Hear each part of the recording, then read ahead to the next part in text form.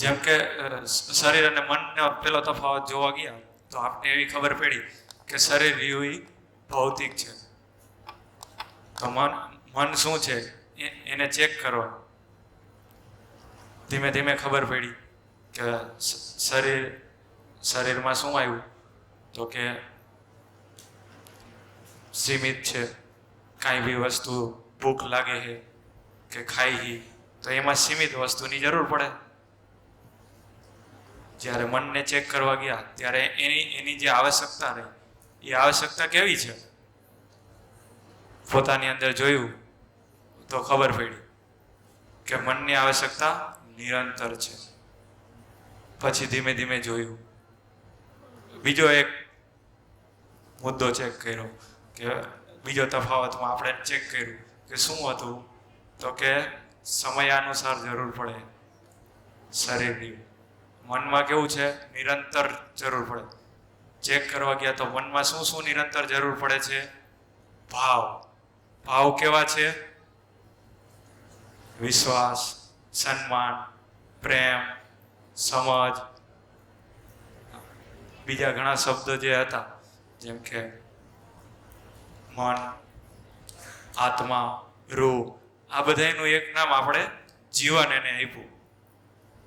તો જીવન અને શરીરનો જે તફાવત રહ્યો એ બંનેના સંયુક્ત સ્વરૂપમાં આપણે એનું નામ માનવ આપ્યું. કાલે સાંજ સુધી આપણે આ પ્રોસેસને જોઈ.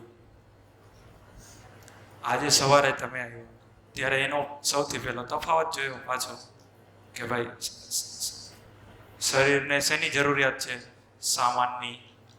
યા તો શરીરમાં જે આવે છે એ શું સુખી થવાનો પ્રયાસ છે, બરોબર છે.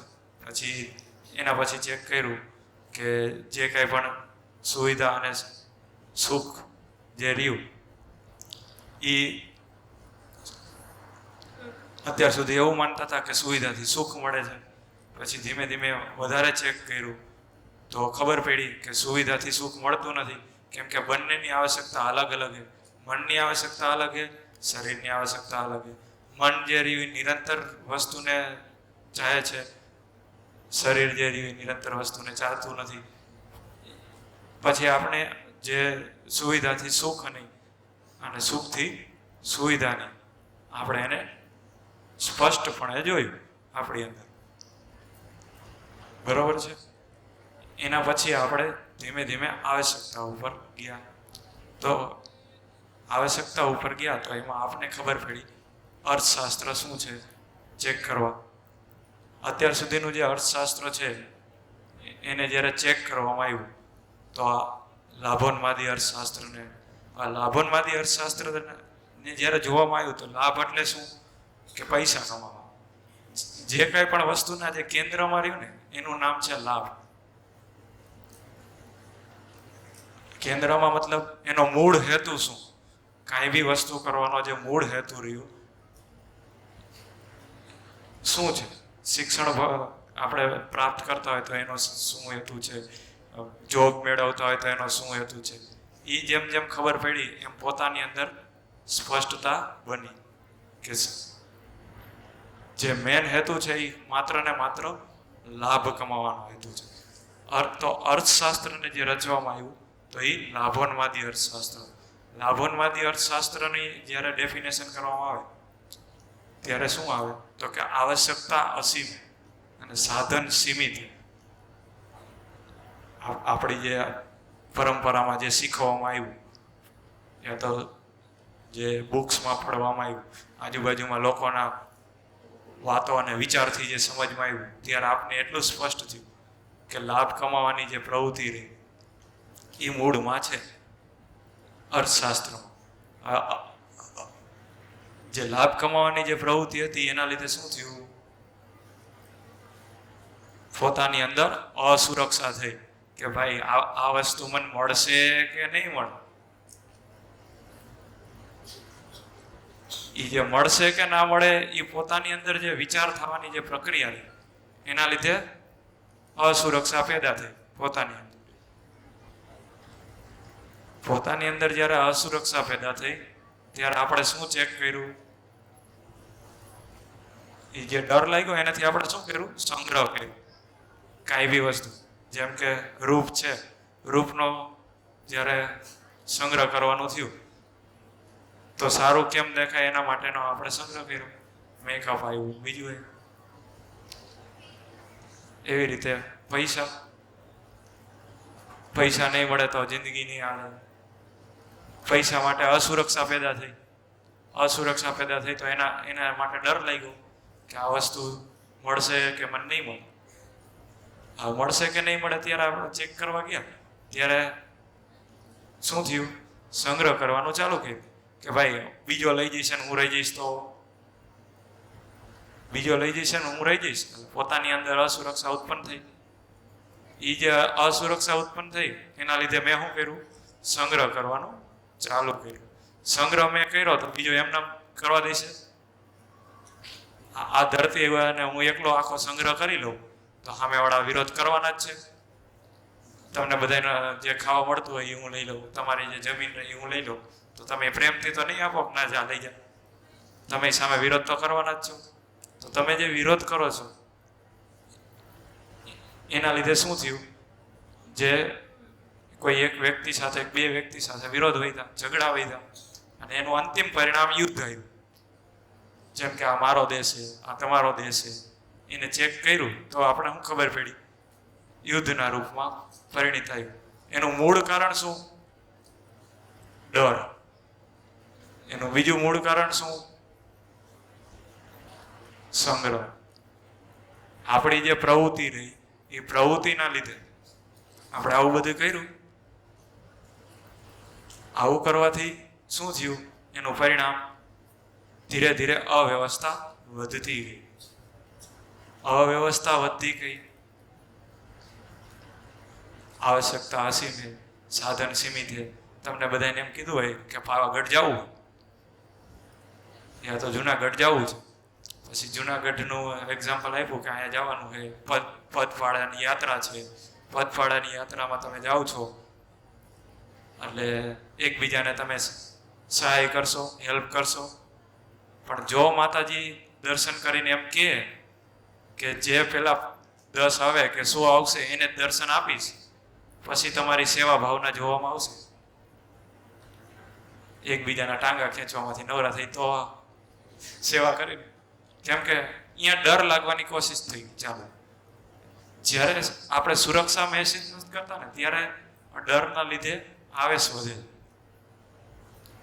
આવેશના રૂપમાં જે વધે છે એનું નામ વિરોધ. આવેશના રૂપમાં જે વધે છે એનું નામ યુદ્ધ. આ આવેશના રૂપમાં જેનું વધે છે એનું બીજું એક નામ આતંકવાદ. જે મારું તારું કરવાની જે પોતાની અંદરની સ્થિતિ રહી, આ મારું છે ને આ તારું છે, એ જોવાની જે ઘટના રહી એનું નામ પણ યુદ્ધ છે. માનસિક યુદ્ધ. પોતાની અંદર ભાવપૂર્ણતા નથી, ભાવ મળેલો નથી.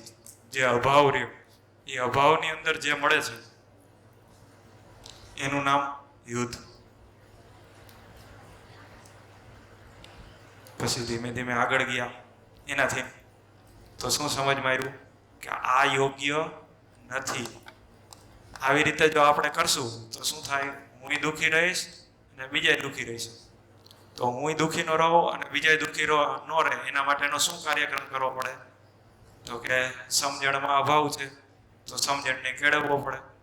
સમજણને કેળવવા માટે આવર્તનશીલ અર્થશાસ્ત્રના રૂપમાં વિકલ્પ આપ્યો.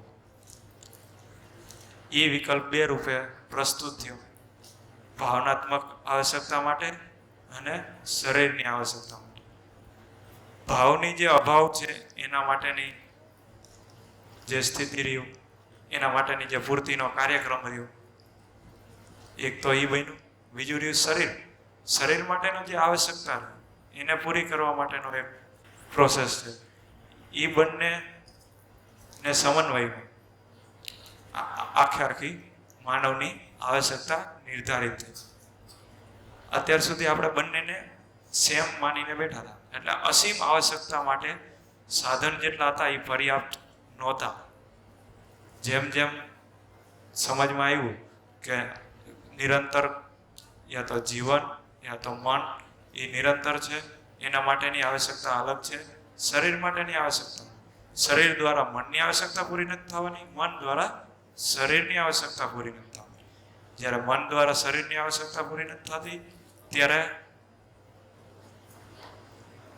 આપણે એના તરફ જે અત્યારે દોટ છે એ દોટની જગ્યાએ મનની આવશ્યકતા પૂરી થાય એના માટે શું કરવું પડે એના ઉપર આપણે સમજવા ગયા. સૌથી પહેલા જ્યાંથી ચાલુ કર્યું એમ ક્યોજીનાને સમજવાનું કેમ ચાલુ કર્યું? તો કે મનની આવશ્યકતા જે હતી એ પૂરી નહોતી થઈ. આવશ્યકતા આપણે બંને જે દેખાણી. પછી આવર્તનશીલ અર્થશાસ્ત્રમાં એવું આપણે રચો કે મનની આવશ્યકતા અસીમ છે, એને પૂરી કરવા માટેનું જે નિરંતર રહ્યું, જે ચૈતન્ય રહ્યું, જે જીવન રહ્યું, એને આપૂર્તિ કરવા માટેની જે બધી ચાહના એ નિરંતર છે, જે સમજણપૂર્વક પૂર્ણતાના રૂપમાં એને પૂરી કરી શકે. બીજી આવશ્યકતા એવી નિર્ધારિત થઈ શરીરની આવશ્યકતા સીમિત છે, જેમ કે ખાવું, પીવું કે સૂવું. આ બધી જે આપૂર્તિ માટેનો જે આપણે કર્યું, આપણે જે આપૂર્તિ માટે જે કર્યું શરીરની, એના આવર્તનશીલ અર્થશાસ્ત્રમાં કેવી રીતે જોયું? આવર્તનશીલ અર્થશાસ્ત્રમાં એવી રીતે જોયું કે સાધન પણ પર્યાપ્ત છે અને સાધનની એટલી આવશ્યક, સાધનને એટલે ઉત્પાદન કરવાની ક્ષમતા પણ એટલી છે. જે પહેરવું, ઊંઘવું, આ તે કરવું, બીજી આહાર, આવાસ, અલંકારની જે યા તો દૂરગમન, દૂર શ્રવણ, દૂરદર્શન, આની જે આવશ્યકતા શરીરની જે રહી એ શરીરની આપૂર્તિ માટે આપણે શું કાર્યક્રમ કર્યો? તો પછી સોમભાઈએ એવું કીધું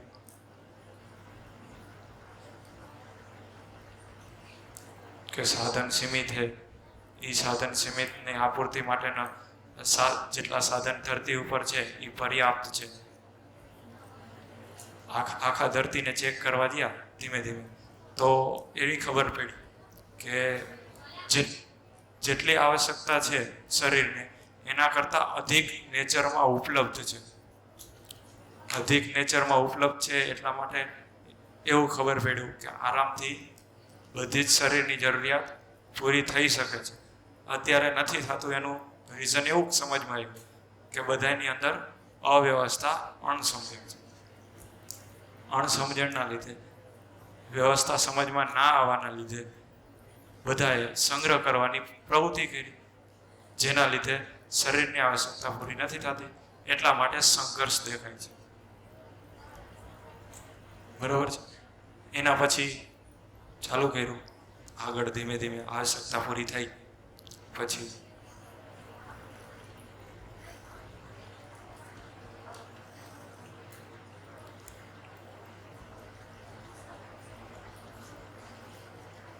આવશ્યકતા પૂરી થઈ પછી શું ચાલુ કર્યું? અમુકનું ધ્યાન નથી એટલે હું વારંવાર જોઉં.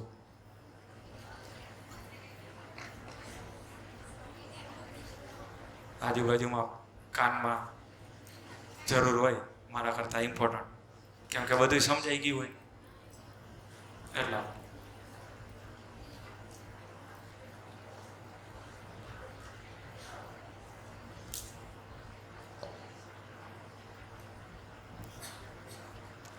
તો આવશ્યકતા જ્યારે સમજમાં આવી એના પછી એની આપૂર્તિ માટેનો કાર્યક્રમ થયો. આપૂર્તિ માટેનો કાર્યક્રમને સમજવા ગયા તો પહેલાં તો ખબર પડી કે લક્ષ્ય શું છે. આપૂર્તિ કરવી છે પણ શું? લક્ષ્ય તો સ્પષ્ટ થવું જોઈએ. લક્ષ્ય સ્પષ્ટ નથી થતું તો શું કરશું?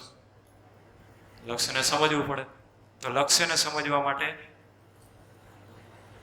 એવું સમજમાં આવ્યું કે પ્રાણ અવસ્થા સાથેનો કાર્યક્રમ, જીવ અવસ્થા સાથેનો કાર્યક્રમ અને માનવ અવસ્થા જોડેનો કાર્યક્રમ, પશુ પક્ષી સાથેનો કાર્યક્રમ કેવો છે?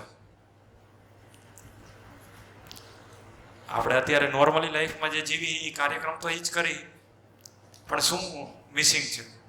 તો કે પોતાની અંદર સમાધાન.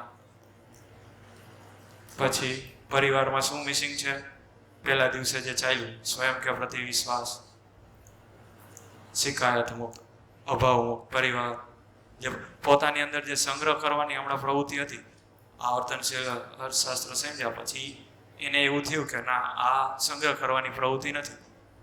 પછી ધીમે ધીમે આપણે એવી ખબર પડી કે હવે સંગ્રહ નથી કરવો તો શું હોય? પરસ્પર ઉપયોગી. ઉપયોગી બનવું એનું નામ પરિવારમાં સમૃદ્ધિ. જે અભાવ રહ્યો એનો અભાવ થઈ જાય, એનું નામ સમૃદ્ધિ. પછી ત્રીજી અવસ્થા એવું હોય કે સમાજના લેવલ ઉપર ચેક કર્યું. પેલું રહ્યું વ્યક્તિના લેવલ ઉપર સમાધાનને ચેક કર્યું, પરિવારના લેવલ ઉપર સમૃદ્ધિ, સમાધાન પ્લસ સમૃદ્ધિ. સમાધાન વગર સમૃદ્ધિ આવતી નથી, એના માટે સમાધાન બહુ જરૂરી છે.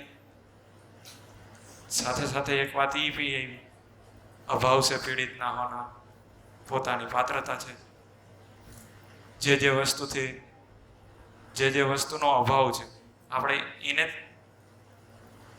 જે વસ્તુનો અભાવ છે આપણે એને જ્યારે સમજવા નીકળ્યા ત્યારે એવી ખબર પડી કે આપણી આજુબાજુમાં શેનો અભાવ છે?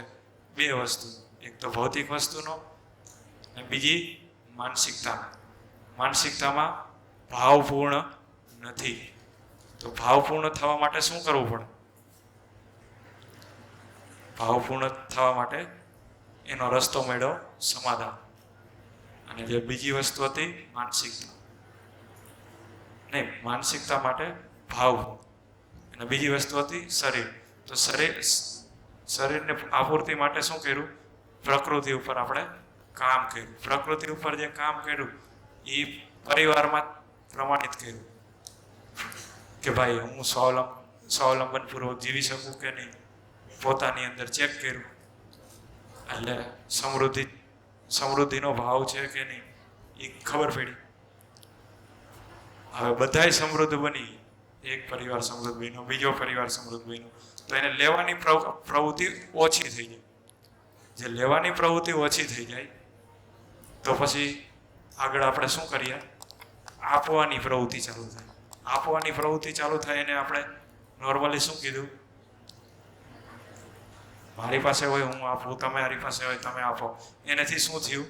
અભયતા સ્થપાણ. અભયતા કેવી રીતે સ્થપાણી? કેમ કે જે કાંઈ વસ્તુનો મારી જોડે અભાવ નથી તો હું સંગ્રહ નહીં કરું. શરીરનો અભાવ નથી, કે કાંઈ વસ્તુનો અભાવ નથી, કે કોઈ ભાવનો અભાવ નથી, તો સંગ્રહ કરવાની પ્રવૃત્તિ ન હોય.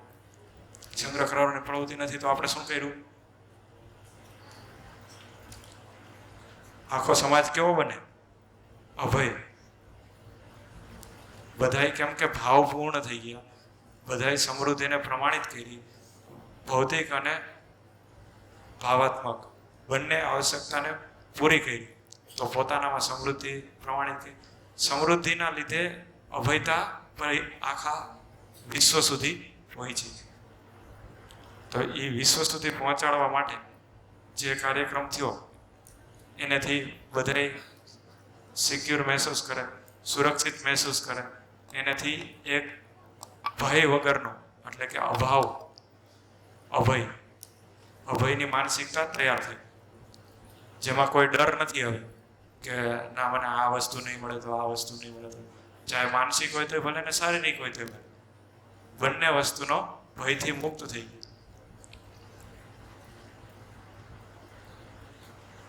પછી જેમ બધાય ભયથી મુક્ત થઈ ગયા, 750 કરોડ લોકો યા તો 800 કરોડ જેટલા બી લોકો છે એ બધાય ભયથી મુક્ત થઈ જાય એવો એક સમાજ બન્યો. તો એનાથી શું નીકળે? વ્યવસ્થાના રૂપમાં, પ્રકૃતિમાં સંતુલનના રૂપમાં પ્રમાણિત થાય. તો પ્રકૃતિમાં જે સંતુલન થાય એને સહઅસ્તિત્વ તરીકે પ્રમાણિત થયું કહેવાય. તો માનવનું લક્ષ્ય શું સમજમાં આવ્યું? પોતાનામાં સમાધાન.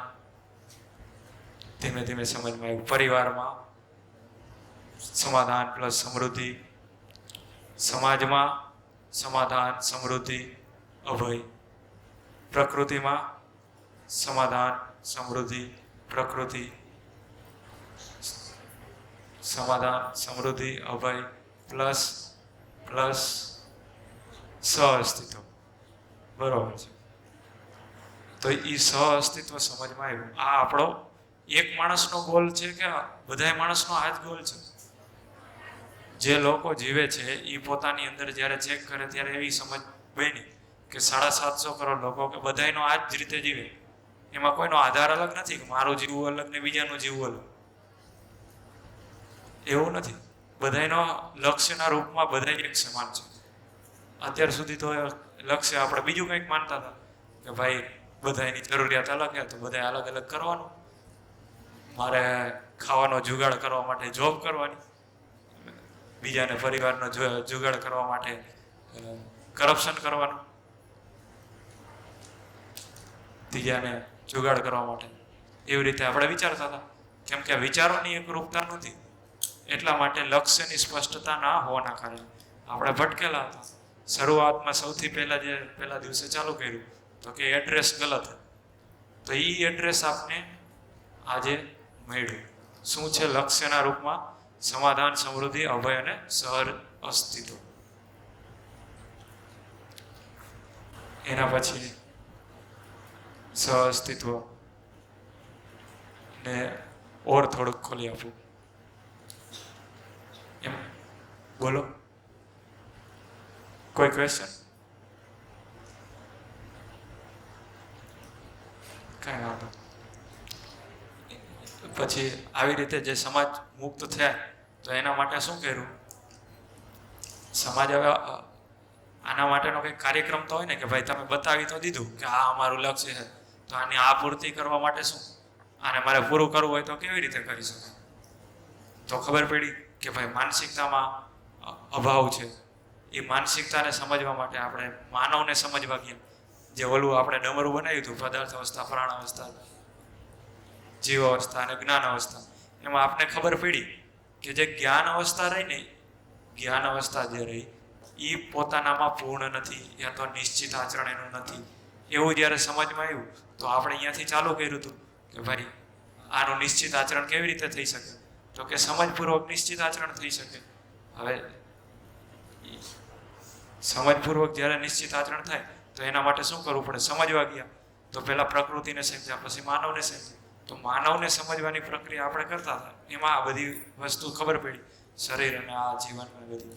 તો આના લીધે હવે એક માનવની ડેફિનેશન આવી કે હવે માનવ શું છે એને આપણે સ્પષ્ટતાથી લખી શકીએ.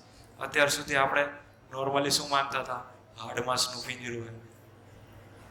બીજી રીતે આપણે ચેક કરવા ગયા, આદર્શવાદને જ્યારે ચેક કર્યો અને ભૌતિકવાદમાં કેવી રીતે કીધો માનવને, એને યા તો માનવ શું કરે છે એ જોયું.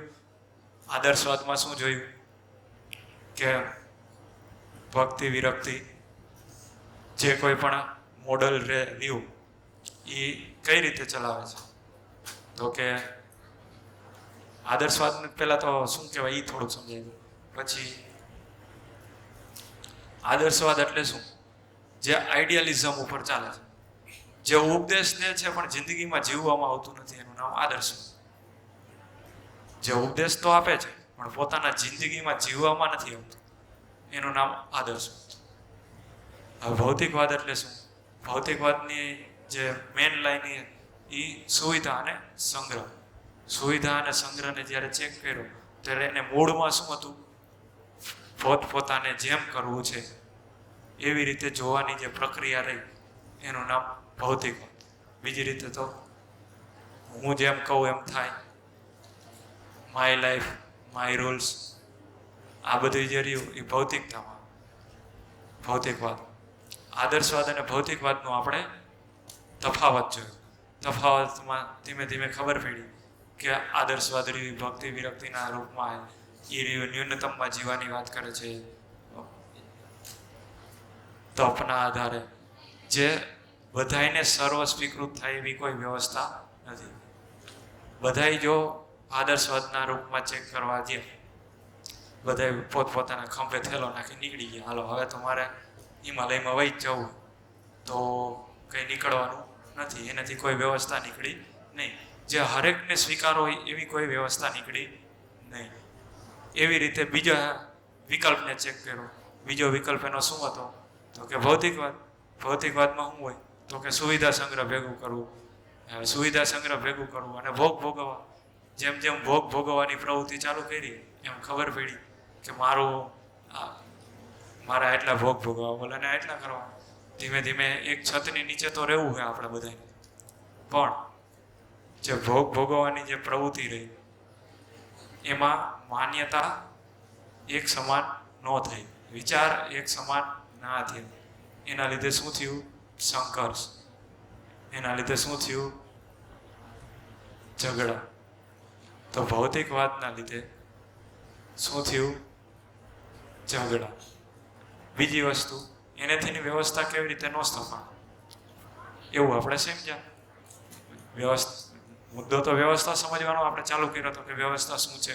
પછી માનવમાં વ્યવસ્થા સમજવાનો ચાલુ કર્યો. તો માનવમાં જ્યારે વ્યવસ્થા સમજવા ગયા ત્યારે આપણે ખબર પડી કે ભૌતિકવાદ અને આધ્યાત્મવાદ એવી રીતે અત્યારે બે વિચારધારાથી આપણે જીવી છીએ. તો ભૌતિકવાદના બીજી રીતે કહીએ તો ભૌતિકવાદમાં કેમ વ્યવસ્થા ન સ્થપાય? એમાં પોતપોતાના મનમાની કરવાના આધારે વ્યવસ્થા ન સ્થપાય.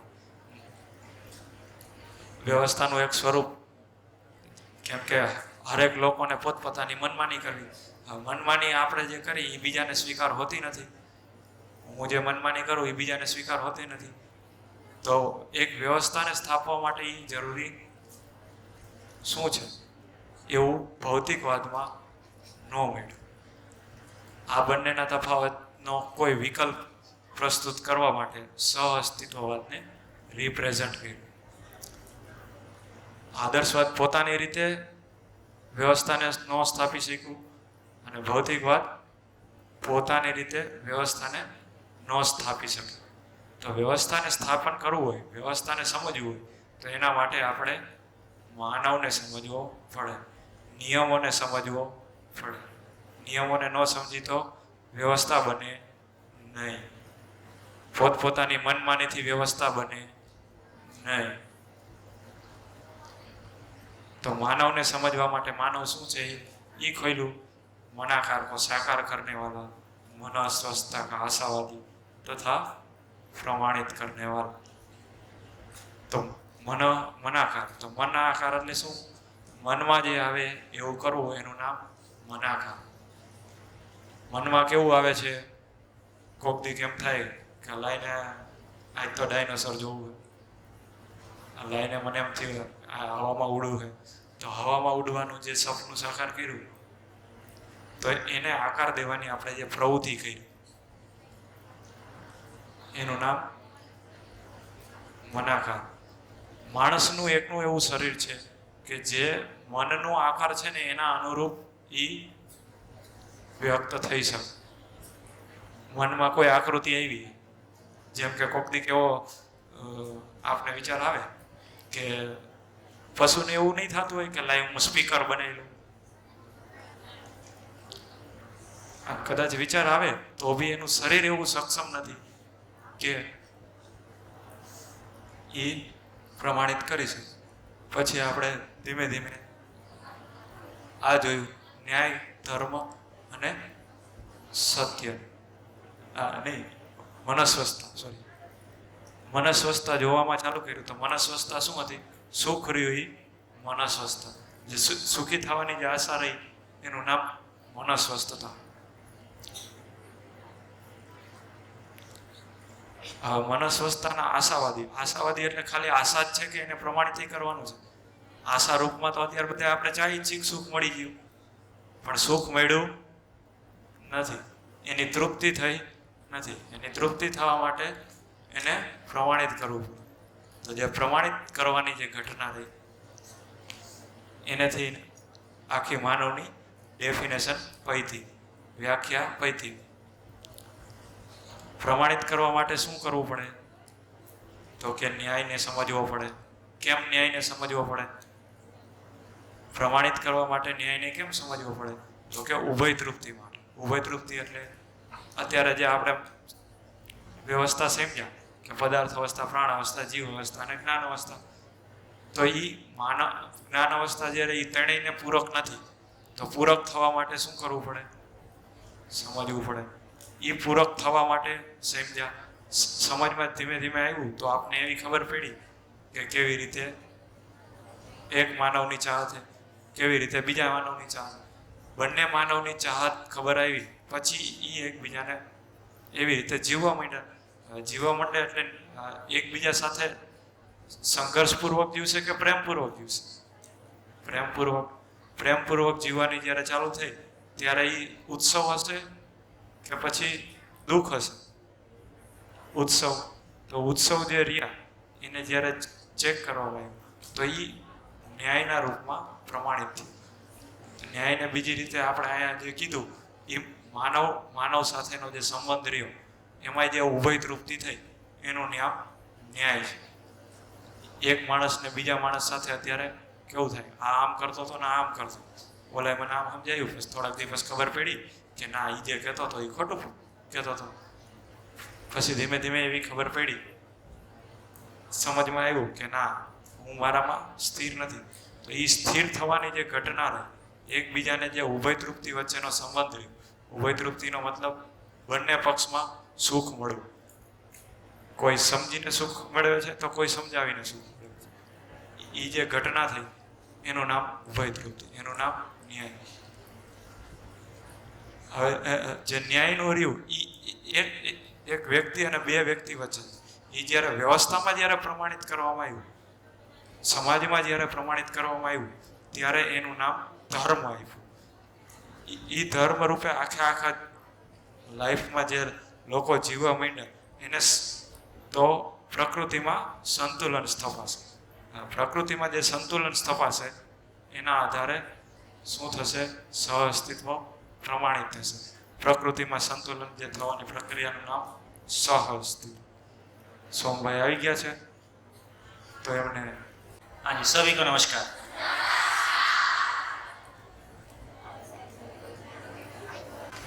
हाँ जी, ब्रेक के पहले लगभग हमने मानव को लेकर चर्चा को पूरा किया। एक बार और ध्यान डाल दीजिए, मानव को लेकर जितनी चर्चा हुई उसमें से फाइनली आपको अपने लिए क्या मिल रहा है 2 मिनट में, जो काम का लगे एक बार लिख लीजिए, फिर आगे बढ़ते हैं। मानव को लेकर जितनी चर्चा हुई 6 दिन में, विशेष रूप से आज मैं अपने लिए, आप भी एक मानव हैं, मानव बोलते हैं तो स्त्री पुरुष दोनों उसमें शामिल हैं, तो मानव के रूप में अपने लिए आपको क्या मुद्दे मिले, क्या ध्यान में आ रहा है, क्या क्लैरिटी बन रही है, एक बार लिख लीजिए।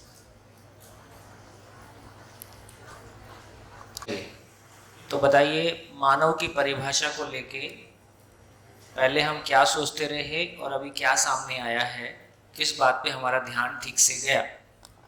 देखो, अभी ये ध्यान हमारा आ जाएगा कि क्यों हम ढोर बोलते हैं, क्यों हम 2 पैर का जानवर बोलते हैं, है ना, क्यों हम सामाजिक पशु बोलते हैं। हर बार घूम फिर के हम पशु के आसपास ही रहते हैं। जिंदा रहने के मामले में पशु और मानव नज़दीक हैं, इसलिए हम पशुओं से अच्छा जिए। अच्छा जिए का मतलब हमारे कपड़े अच्छे हैं, हमारा मकान अच्छा है, हमारी, है ना, हमारे पास मोबाइल भी है, लेकिन मानसिकता को देखेंगे इसलिए उसको जीव चेतना कहा, एनिमल कॉन्शियसनेस कहा। जिंदा रहने के धरातल पर मानव को जीव चेतना में जीता हुआ कहा, एनिमल कॉन्शियसनेस कहा। तो गांव में जो बोल रहे हैं गलत नहीं बोल रहे हैं, गलत नहीं बोल रहे। 2 पैर का जानवर जब बोलते हैं तो गलत नहीं बोल रहे, क्योंकि देखा जाए तो हमने भौतिक रूप में कुछ अच्छा किया है, मानसिक रूप में तो स्थितियाँ और खराब हैं। कम से कम पशु अपनी व्यवस्था में जीता है, हम तो एक दूसरे को नुकसान पहुंचा के जी रहे हैं, नेचर को नुकसान। तो अब हमारा ध्यान इस बात पे जाएगा कि ये गलती क्यों हो गई और कैसे हम ठीक करेंगे। तो मानव की परिभाषा में जो कुछ भी हम सुनते रहे और जो सामने आया है, दोनों में क्या अंतर है? क्या अंतर है? कौन बोलेगा? बोलो बोलो, माइक दो। अब तक तो समझ ही रहे, सब कहते थे मानव यानी सामाजिक प्राणी, और वो भी गलत तो था नहीं, क्योंकि भौतिक तरह यानी कि जिंदा रहने के धरातल पर हम सोचें तो हमें भी मृत्यु से भय होती है, पशुओं को भी होती है। हमें भी भोजन की तलाश रहती है जो पशुओं में भी होती है। हमें भी प्रजनन तंत्र है जो पशुओं में भी होता है। इसीलिए ये भी गलत, जो अब तक मानते थे वो भी गलत तो है ही है। पर अब जब सच में मानव की परिभाषा मिली है, यानी कि मन के आकार को, मन आकार को सिद्ध करने वाला, जो मन में आकार आता है उनको सिद्ध साकार करने वाला। जैसे कि मुझे ऐसा मन में रहता कि मुझे बड़ा 5 स्टार होटल बनाना है, तो मैं उसका बनाने का पूरा प्रयास करूंगी। मन में जो आकार आया है उसको सिद्ध करने का पूरा प्रयास तो करूंगी। और दूसरा था कि मन स्वस्थता का आशावादी, यानी हमें हर मानव में जैसे कि मुझे सुख की तलाश होती है, कुछ पाने की आशा हरदम रहती है, तो सुख की तलाश करने वाला और प्रमाणित करने वाला। तो उसका प्रमाण क्या है? तो पहला था न्याय, यानी कि मैं दूसरे मानव के साथ कैसे रहती हूँ, शिकायत मुक्त हो जाए और दोनों में उभय तृप्ति, यानी कि मुझे उनसे कोई शिकायत ना हो, उन्हें मुझसे कोई शिकायत ना हो, दोनों को एक दूसरे से तृप्ति मिले। और मानव के साथ तो समाधान पूर्वक रहेंगे, साथ में प्रकृति में भी संतुलन आना जरूरी है।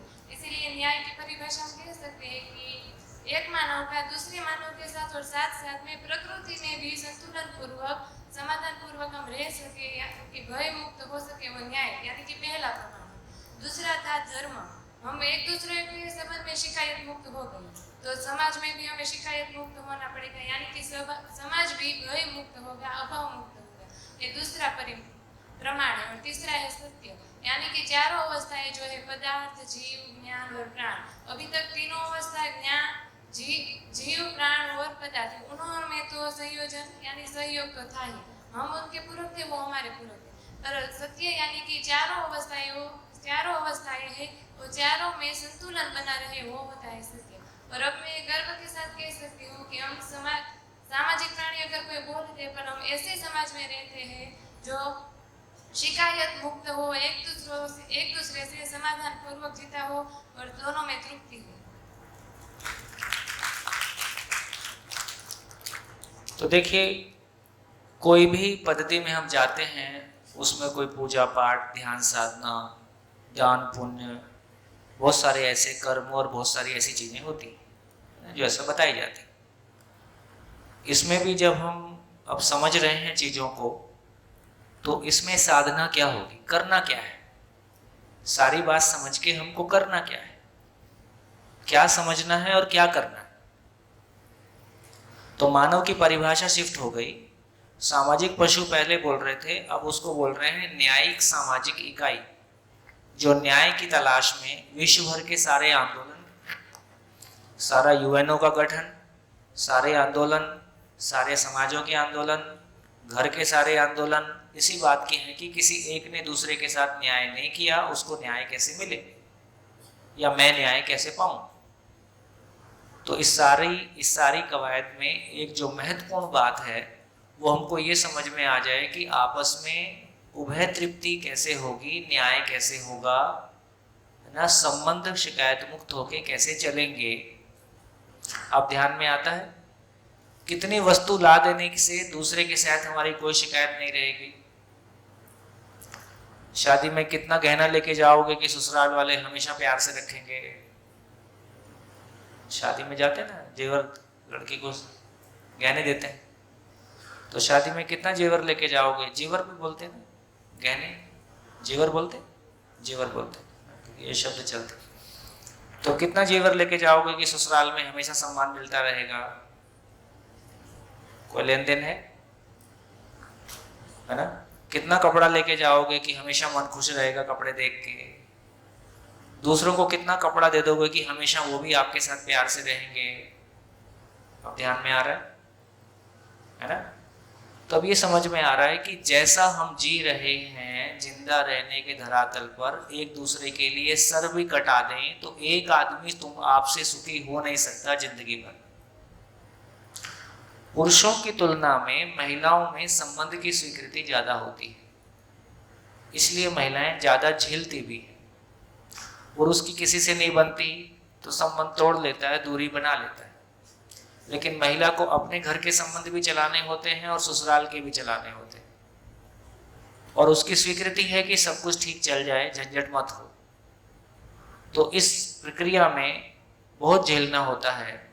तो अब ये समझने की ज़रूरत है कि दूसरों को खुश करने के लिए दूसरे हमसे नाराज ना हो जाएं। देखो, अभी व्यवहार किसको बोलते हैं? अभी व्यवहार किसको बोलते हैं? तो व्यवहार का मतलब है दूसरा हमसे दुखी मत हो, उसकी नज़रों में अच्छे बने रहें और हमारा काम निकल जाए, इसको व्यवहार बोलते हैं। ऐसा कितना भी कर लें, जिंदगी में कोई भी आपसे खुश रहेगा, कभी ना कभी किसी ना किसी बात पे नाराज हो ही जाएगा, और ऐसा करते करते आप भी थक जाओगे। क्योंकि दूसरे मुझसे खुश रहें, ये क्या है? सुखी होके करना है कि करके सुखी होना है? सुखी होके करना है कि करके सुखी होना है? अच्छा, बिना समझे बोलोगे। दूसरे मुझसे खुश रहें, दूसरों को खुश करने का प्रयास और दूसरों के खुश रहने से अपने खुश होने का प्रयास, ये सुखी होके करना है कि करके सुखी होना है? अच्छा, करके सुखी होना है। तो करके, दूसरों को सुखी करके हम सुखी होना चाहते हैं।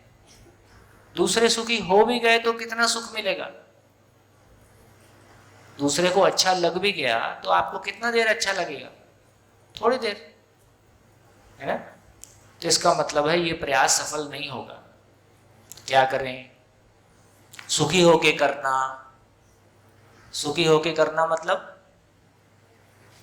सुखी होके करना मतलब समझ में आ रहा है कि नहीं? कि खाना भारी पड़ रहा है?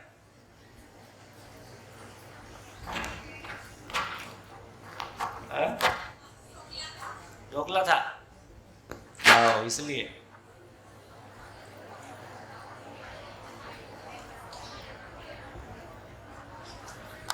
देखो, कुछ चीजें ठीक से पकड़ लें तो अपना कल्याण होगा।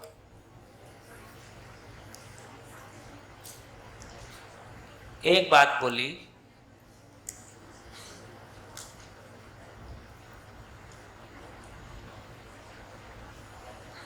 करके सुखी होना या सुखी होकर करना,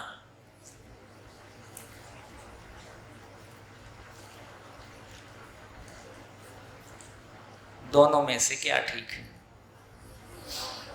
दूसरा समझ कर करना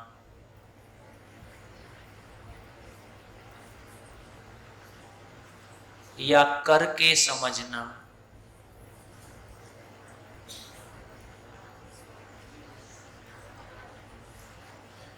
तो क्या समझ में आया? समझ के करना।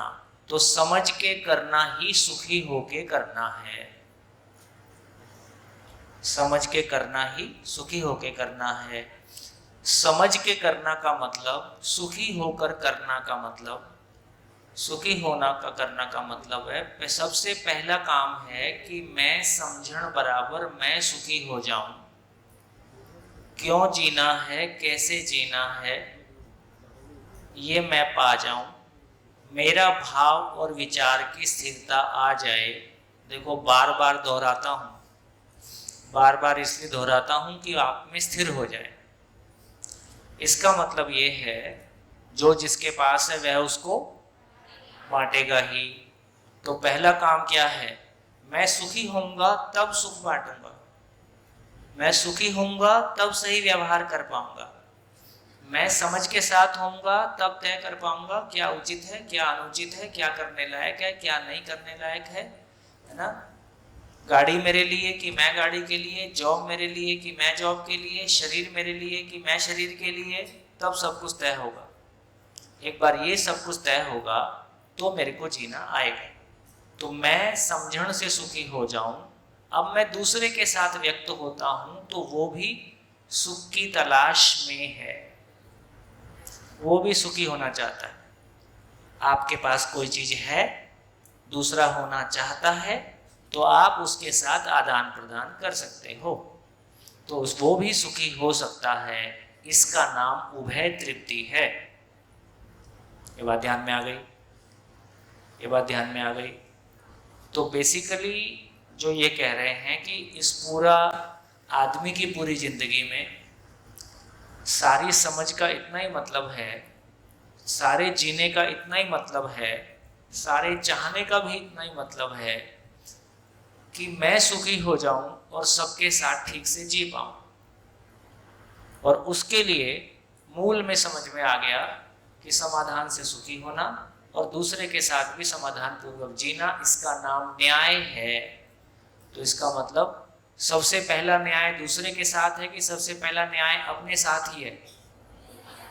मैं स्वयं के साथ न्याय कर पाऊं, इसका मतलब स्वयं की स्वयं से जो अपेक्षा है, क्या अपेक्षा है, क्या अपेक्षा है? स्वयं की स्वयं से क्या अपेक्षा है? निरंतर सुख, है ना, भाव की स्थिरता, वो मैं अपने में पालूं, वो मैं अपने में पालूं और दूसरा भी पाना चाहता है, उसके लिए सहयोगी हो जाऊं। तो मानव के जीने की क्वालिटी वस्तु के साथ बहुत कम है, भाव के साथ ही ज़्यादा है, भावपूर्वक ही ज़्यादा है। तो इस बात को अपन स्थिर करेंगे तो एक बात ध्यान में आ गया कि मानव भाव और विचार में स्थिरता है, ये मैं स्वयं के साथ न्याय कर पाया। दूसरे का भाव और विचार भी मेरे साथ रह के स्थिर होता है, उसके साथ भी मैं सही व्यवहार करता हूँ, तो इसका मतलब है वो भी खुश होता है। तो इस यहाँ से पता चला कि न्याय किसको बोल रहे हैं। कितने लोगों को न्याय समझ में आया? चलो अपने कॉपी में लिखो, पहले न्याय किसको बोल रहे थे, अब न्याय किसको बोल रहे हैं। न्याय शब्द चलता है ना, न्याय शब्द का पहले हमारे लिए मीनिंग क्या था और अभी न्याय शब्द का मीनिंग हमारे लिए क्या है।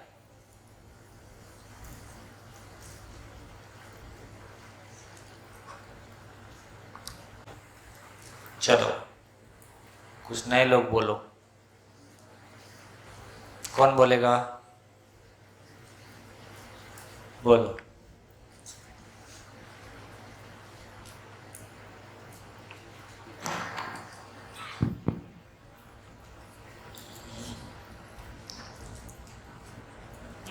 मानव के प्रति सहानुभूति पूर्वक व्यवहार करना और हमारे उन आत्मा है वो उसके में भी आत्मा है, समान दृष्टि संभाव रखना, मानव प्रति सहानुभूति रखना, यही उद्देश्य है जी। हाँ ठीक है, ठीक है।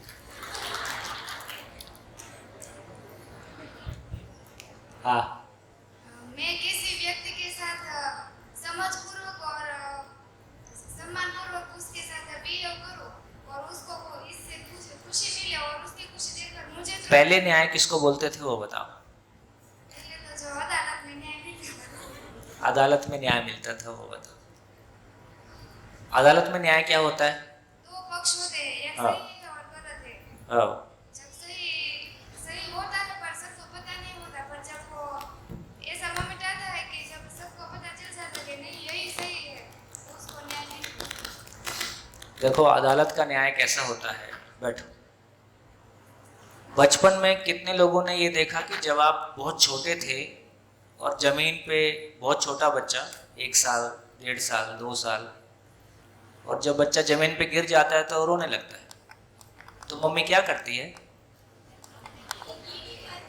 हाँ, चींटी मर गई। पूरे देश में चींटी मरती है तो मम्मी फरस को थप्पड़ मारती है, चुप हो जा मैंने मार दिया है। और जब दो भाइयों के बीच में, जो भाई लोग आपस में लड़ लेते हैं बचपन में और माँ के पास जाते हैं, उसने मेरे को मारा, तो माँ क्या करती है? या तो उसको एक थप्पड़ मार देती या उससे एक थप्पड़ लगवा देती। तो एक थप्पड़ तूने मारा, तू भी थप्पड़ मार। तो इसको क्या बोलेंगे? इसको न्याय बोलेंगे कि प्रतिक्रिया बोलेंगे? है ना, ये तो प्रतिक्रिया है, न्याय तो नहीं हुआ। न्याय का क्या मतलब हुआ? जिस कारण से ए ने बी के साथ गलती किया, उसको वो गलती अपनी समझ में आ जाए और आगे से वो उस गलती को ना करे और दोनों को तृप्ति हो जाए, तो इसका नाम न्याय है। अभी कोर्ट क्या करती है? ए ने बी को नुकसान पहुंचाया, तो ए को कोर्ट क्या नुकसान पहुंचाए कि बी की भड़ास निकल जाए? है? इसका नाम कोर्ट का न्याय है। तो कोर्ट को कोर्ट न्याय करती है कि फैसला करती है? तो उसको न्यायालय कहें कि फैसलालय कहें? गई भैंस। तो इससे ये समझ में आया कि देखो, अपने घरों में हम न्याय नहीं कर पाए तो कोर्ट हमारा क्या न्याय करेगा? वहां तो दो लोग फीस लेने के लिए खड़े हैं, हमारा दुख किसी का व्यवसाय है। ढांचे ही गलत है, ढांचे ही मानवीय नहीं है। मानवीय समाज में किसी का दुख, किसी का व्यवसाय हो, ये अच्छी स्थिति नहीं है। दुख को संवेदना पूर्वक कैसे हैंडल किया जाए, ये मानवीय समाज की उपलब्धि हो सकती है। तो अभी हमको ये समझ में आया कि जिसको अभी तक हम न्याय बोल रहे थे वो कैसा था।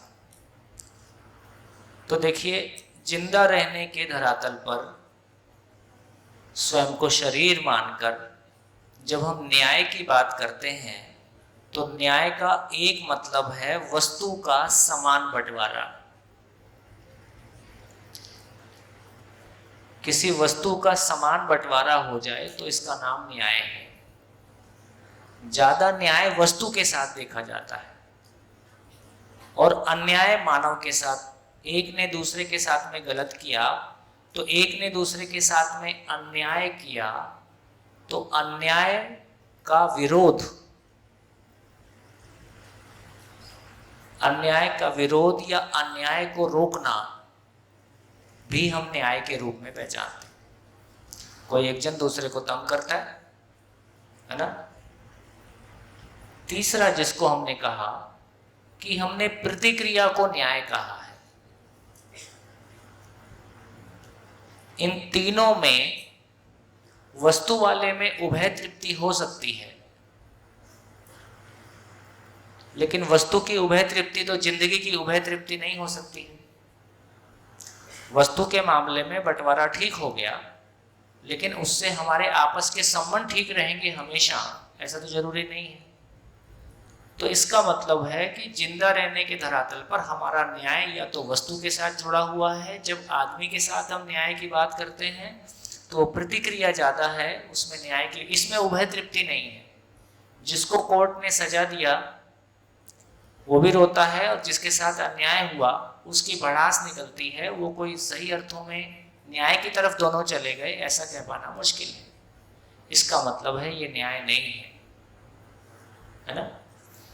अब न्याय किसको बोल रहे हैं? यहाँ न्याय इसको बोल रहे हैं, दूसरी तरफ जाएंगे तो न्याय इसको बोल रहे हैं। तो दोनों को ही क्यों जीना है, कैसे जीना है कि समझ हो, दोनों मिलके साथ में जिए, दोनों को उभय तृप्ति रहे, इसका नाम न्याय है। फिर वस्तु का समान बंटवारा कर ही लेंगे। जब जीने की समझ आ गई तो वस्तु का बंटवारा भी कर लेंगे। जब जीने की समझ में आ गई तो एक दूसरे का शोषण नहीं करेंगे, तमाम बातें अपने आप हो जाएंगी। तो इससे ही समझ में आया कि अब तक हमारा न्याय शरीर आधारित है, उसके केंद्र में शरीर है। और जब हम जीने की बात करते हैं तो उसके केंद्र में मानव है। जब मानव की बात करेंगे तो उसमें जीवन और शरीर दोनों है। ध्यान में आया है ना।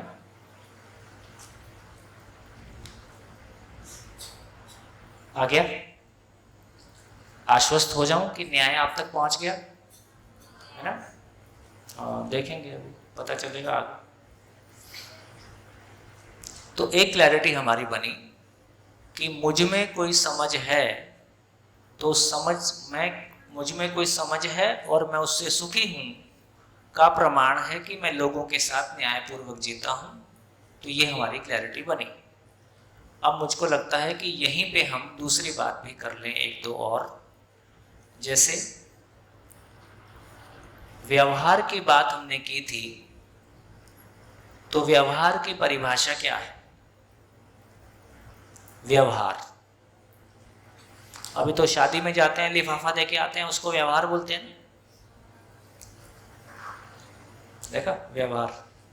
और कोई अधिकारी आ जाए, उसको पैसे देने होते हैं, उसको भी व्यवहार बोलते हैं। हमारी हालत देखो कितनी पतली है। व्यवहार कर देंगे, जो व्यवहार आवश्यक होगा वो कर देंगे, तो व्यवहार कर देते हैं। पैसे को छोड़ के कुछ समझ में आया नहीं, आत्मा परमात्मा सब हवाबाजी। हमारे परिवारों को देख के कौन भरोसा करेगा कि हमको कोई आत्मा परमात्मा की कोई कुछ पता है?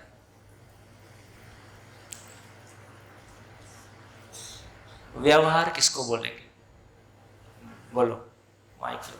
मानव और मानव का बीच का संबंध, बीच का संबंध चुगली चुगली खेलने के लिए, और मानव का संबंध या मानव प्लस मानव का संबंध या संबंध मतलब क्या? संबंध तो मतलब दोनों का साथ साथ होना है। उसका पर्पस क्या है? चुगली करना पर्पस है?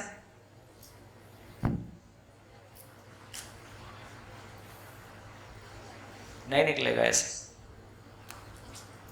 दोनों मिलके करेंगे क्या? खाना खाने के लिए संबंध है, पैसा कमाने के लिए संबंध है। ये संबंध तो कई तरीके से हो सकता है ना। भोग करने के लिए संबंध है, कई तरीके से हो सकता है। क्यों साथ में है वो? मानव के साथ होने का पर्पस क्या है? मानव के बीच का आदान प्रदान वस्तु के रूप में भी होगा, भाव के रूप में भी होगा। अब ये सोचने की बात है कि हम एक छत के नीचे साथ साथ क्यों रहते हैं? खाना खाने के लिए। अभी हमारा घर का कैसा घर है? अभी हमारा घर होटल जैसा है, जहाँ सोने का एक कमरा है, खाने का जुगाड़ है, पेट भरने का जुगाड़ है, पेट खाली करने का जुगाड़ है, और सोने का जुगाड़ है। अगर मानव सुख को सही तरीके से समझे तो वो सुख मल्टीप्लाई करने के लिए। तो इसका मतलब व्यवहार की परिभाषा हुई मानव का मानव के साथ, मानव का मानव के साथ सुखी होने के लिए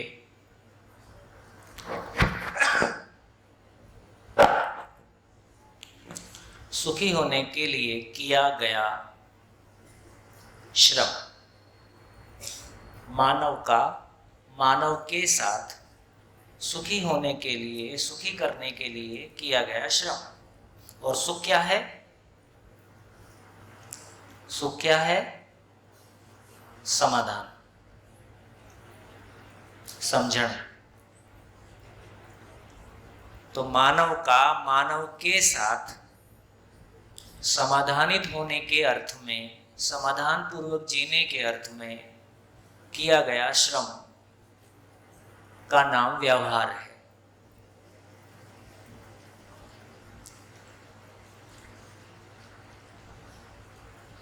अभी तक हम क्या कर रहे हैं व्यवहार के नाम पे?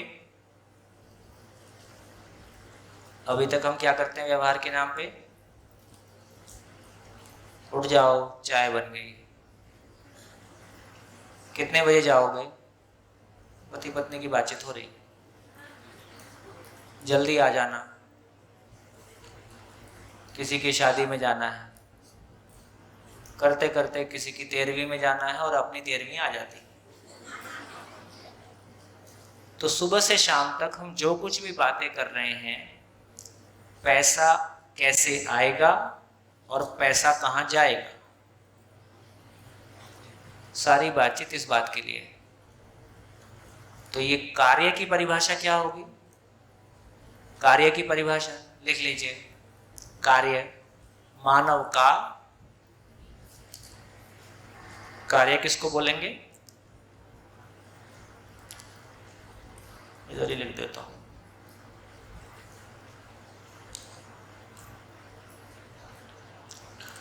कार्य किसको बोलेंगे? मानव का शेष प्रकृति के साथ, शेष प्रकृति मतलब मानव के अलावा, शेष प्रकृति के साथ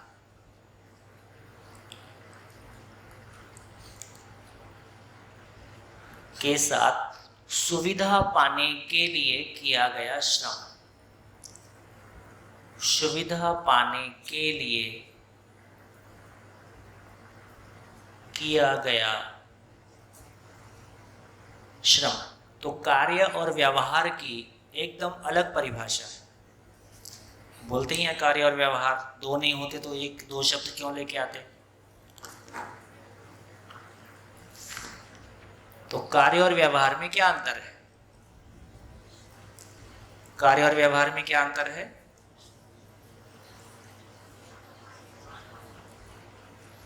कार्य और व्यवहार में क्या अंतर है? कौन बताएगा? कार्य और व्यवहार में क्या अंतर है? चलो बोलो बोलो, जो बोलना है बोलो। हाँ, व्यवहार मानव का मानव के साथ होता है और कार्य मानव का प्रकृति के साथ, मानव के गुड। और व्यवहार का फल क्या होता है? व्यवहार का फल सुखी होना होता है, जबकि कार्य का फल सुविधा पाने की। क्या बात, शानदार। ठीक। बड़े लोगों, देखो घरों में क्या हो रहा है ना? सुबह से शाम तक, अब बताओ, सुबह से शाम तक जो कुछ भी हम घर में कर रहे हैं वो व्यवहार। जैसे शरीर को नहलाना कार्य है कि व्यवहार है? शरीर को खिलाना कार्य है कि व्यवहार है? खाना बनाना कार्य है कि व्यवहार है? सो जाना कार्य है कि व्यवहार है? पैसा कमाना कार्य है कि व्यवहार है? तो व्यवहार क्या है? व्यवहार क्या है?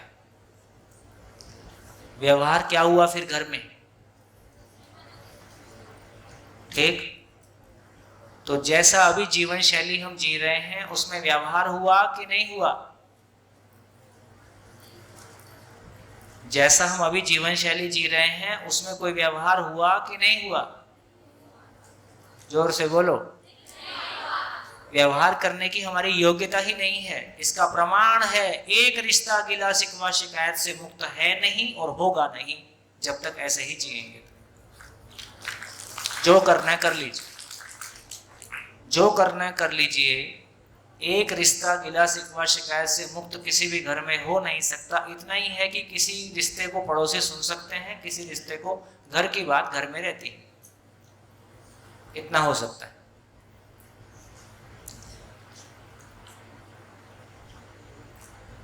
अद्भुत बात है ना? मतलब कितना हमने अपनों से दुख पाया है, अपनों को दुख दिया है, घरों के बंटवारे हुए हैं, पति पत्नी एक छत के नीचे, एक बेड के नीचे, एक बेड पे सो के भी कितने दूर हैं। हम अपने ही बच्चों के साथ कितनी संवादहीनता की स्थिति है, अपने खुद के साथ कितनी संवादहीनता की स्थिति है। बुढ़ापा शुद्ध अकेला है। जैसी जीवन शैली हम जी रहे हैं, हम एक दुखद बुढ़ापे की ओर बढ़ रहे हैं और इसमें हमको कोई नहीं बचा सकता। कितने ही वृद्धाश्रम खोल ले, ये गाड़ी उधर ही जाती है, इसमें ताली मत बचाओ, दुखी होने की बात है। ये दुखद बात है। नहीं सुधरोगे, किसी वृद्धाश्रम में तुम लोग भी जाओगे। तो इसका मतलब है, देखो कितना ही, मतलब वो बात अलग है, किसी के बच्चे अमेरिका चले गए हैं तो उसको कहीं ना कहीं रहना ही है, वो सारी स्थितियाँ अलग तरह की बात है। लेकिन सच्ची बात यही है कि हर व्यक्ति अपनों के बीच में पैदा होता है, अपनों के बीच में शरीर छोड़े यही चाहता है। घर कैसा भी हो, गरीबी हो, अमीरी हो, वो एक अलग बात है। तो इससे हमको ये पता चला कि हमारी व्यवहार की योग्यता ही नहीं है, क्योंकि व्यवहार की योग्यता क्यों जीना है, कैसे जीना है की समझ के साथ जुड़ी हुई है। उसके यदि वो नहीं है तो जिंदा रहने का जुगाड़ सामान्य घर में हो कि 5 स्टार में हो, उससे कोई फर्क नहीं पड़ता। भाव और विचार की दुनिया अछूती है। बढ़िया, ध्यान चला गया है ना? एक एक चीज हमारी जिंदगी में कैसे फैलेगी और कैसे। तो अब हमको गैप भी समझ में आ रहे हैं कि गैप कहाँ पे है, किस कारण से है और कैसे उसको ठीक करेंगे, है ना? जैसे मैंने उस दिन एग्जाम्पल दिया था, माँ जब बच्चे का बटन लगा रही थी, बच्चा जितनी शांति से खड़ा होकर बटन लगवा रहा था, जब तक माँ कहना दे कि बटन लग गया तब तक वो हिलेगा नहीं ना, ऐसे शांति से खड़ा रहता है बटन लगा कर। बच्चे के कपड़े ठीक कर दिए, बटन ठीक कर दिए, खाना ठीक कर दिया, बाल ठीक कर दिए, विचार भी तो ठीक कर दो, भाव भी तो ठीक कर दो। भाव और विचार सड़े हुए हैं, अपने भी दूसरों के भी, इसको कब तक छुपाएंगे? अभी 5 साल में गूगल एक ऐसा चिप बनाने वाला है जिसको अपने फोन में लगाने से अपने बाजू वाले जो सोच रहा है उसका सारी सोच अपने को सुनाई देगी।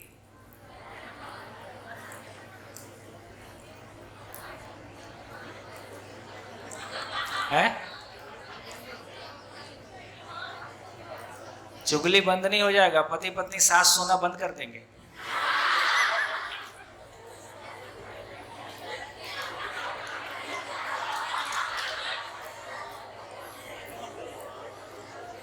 क्योंकि दोनों एक दूसरे के बारे में क्या क्या सोच रहे हैं वो सुनाई दे गया तो वैसे भी घर में नहीं रह पाएंगे।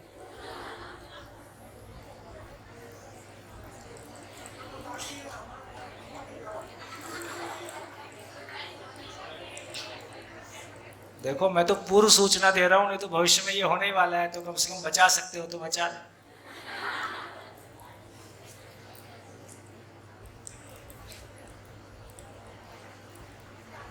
बढ़िया। चलो, तो इतनी चर्चा से फिर से कहता हूं, मानव की जिंदगी का केंद्र बिंदु है न्यायपूर्वक सोच पाना, न्यायपूर्वक बोल पाना, न्यायपूर्वक जी पाना। इससे ज्यादा नहीं, इससे कम नहीं। न्याय का विस्तार ही धर्म है, न्याय का विस्तार ही सत्य है, उसको और समझेंगे, है ना। लेकिन इस बात पे हमारा ध्यान चला गया, जैसे एक और बढ़िया चीज है, जैसे हम घर में कुत्ता भी पालते हैं, गाय भी पालते हैं, है ना। तो गाय और कुत्ते के साथ में व्यवहार करते हैं कि नहीं करते? गाय और कुत्ते के साथ में व्यवहार करते हैं कि नहीं करते? करते हैं कि नहीं? हाँ बोलो। हाँ, क्योंकि जो आदमी के साथ करते हैं वही कुत्ते और गाय के साथ करते हैं। वे आदमी को खाना खिलाते हैं, गाय को भी खिलाते हैं, आदमी को नहलाते हैं, कुत्ते को भी नहलाते हैं, गाय को भी नहलाते हैं, आदमी भी सोता है, हम भी सोते हैं। तो अभी हमको लगता है कि और कोई कुत्ते तो उनके बेड पे ही सोते हैं, साथ ही सोते हैं। कोई कुत्ते को देख के लगेगा तो हमसे तो अच्छा यही है। एसी गाड़ी में सफर करता है, उसकी सीट अलग होती है ना, उसके लिए बिस्किट अलग आते हैं, उसके लिए खाना अलग है, वो उनके साथ बिस्तर में ही सोता है ना। तो इसका मतलब है, तो पशु के साथ में व्यवहार होगा कि नहीं होगा? होगा। व्यवहार समझ में आया होता तब ना होता ना। तो अब ये समझ में आया कि क्या पशु से हमको सीखना है कि सुखपूर्वक कैसे जीना है? नहीं सीखना। क्या पशु को हमसे सीखना है कि सुखपूर्वक कैसे जीना है? पशु को भी नहीं सीखना है। इसलिए पशु के साथ कार्य ही होगा, पशु के साथ व्यवहार जैसा कुछ नहीं होता है। पशु के साथ आप कितना भी प्यार करो, वो संवेदनशीलता का एक्सप्रेशन है, वो कार्य के अर्थ में है। पशु मनुष्येतर प्रकृति है, पशु मानव नहीं है। ना पशु को हमसे सीखना है क्यों जीना है, कैसे जीना है, ना हमको पशु से सीखना है कि क्यों जीना है, कैसे जीना है। इसलिए पशु के साथ व्यवहार नहीं हो सकता, पशु के साथ कार्य ही होता है।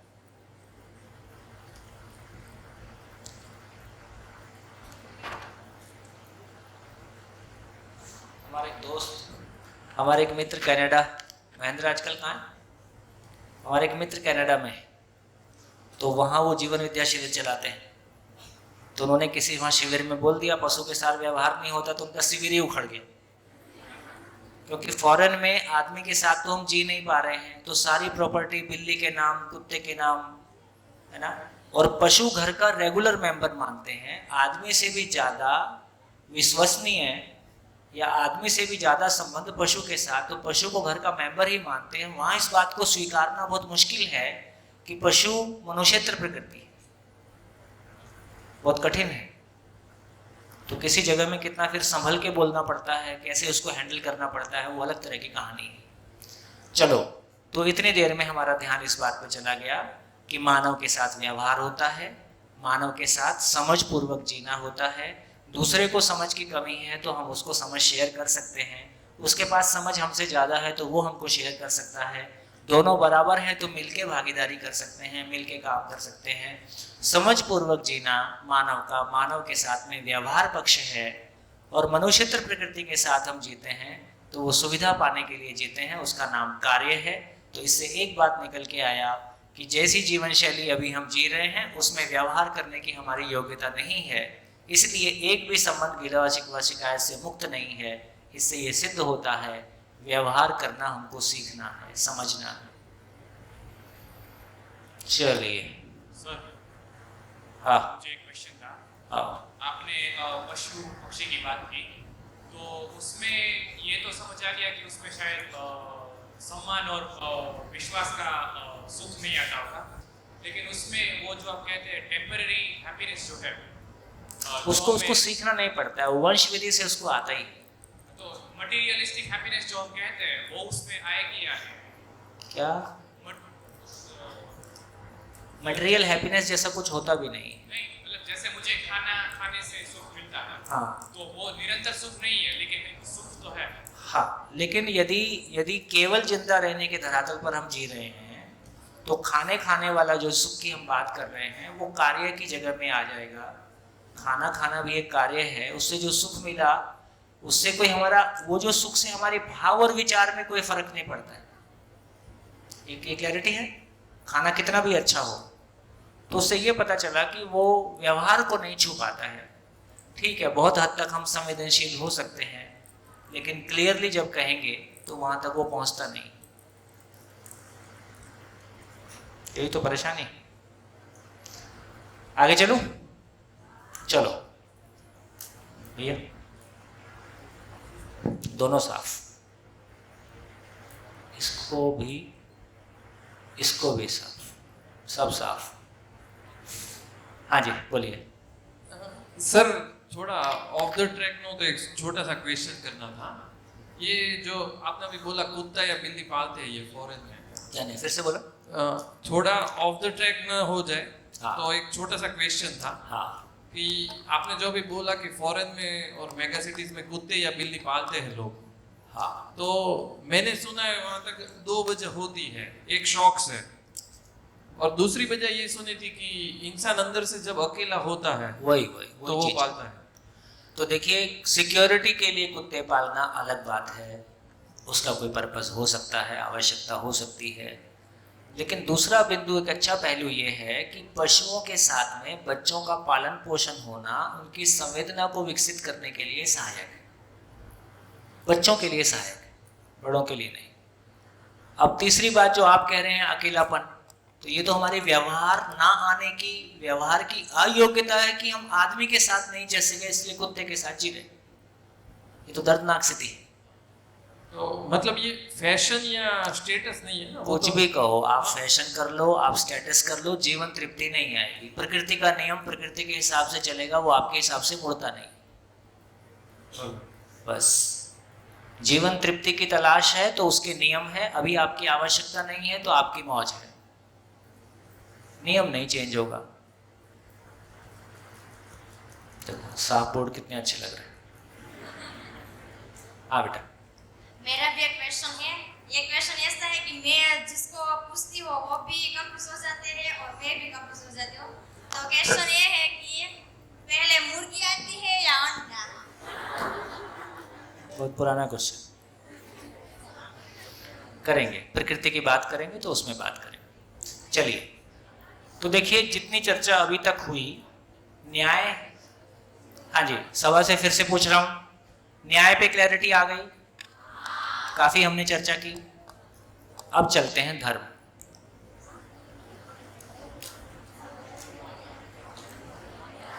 धर्म, देखिए धर्म वो शब्द है, लिखो मत, सुनो और समझो ज्यादा। लिखो वो जब तब मैं बोलता हूं तब लिखा करो, है ना, तब तो बाकी बोर्ड पे रहता ही है। धर्म वो शब्द है जिससे हमने दुनिया को शांति का पैगाम देने की कोशिश की, लोगों को जोड़ने की कोशिश की। और धर्म वो शब्द है जो आज भी मानव के बीच में सबसे बड़ी दीवार है, और जिसकी वजह से धरती पे सबसे अधिक युद्ध हुए हैं, हो रहे हैं, आगे भी होते रहेंगे। क्या मतलब हुआ इसका? इसका मतलब धर्म को समझने में कोई गैप है, हमसे कोई गलती हुई है, उसको समझने की कोशिश करते हैं। देखिए, हमने पहले भी चर्चा की है कि मानव के पास 5 ऐश्वर्य हैं: रूप, बल, धन, पद और बुद्धि। 5 ऐश्वर्य हैं।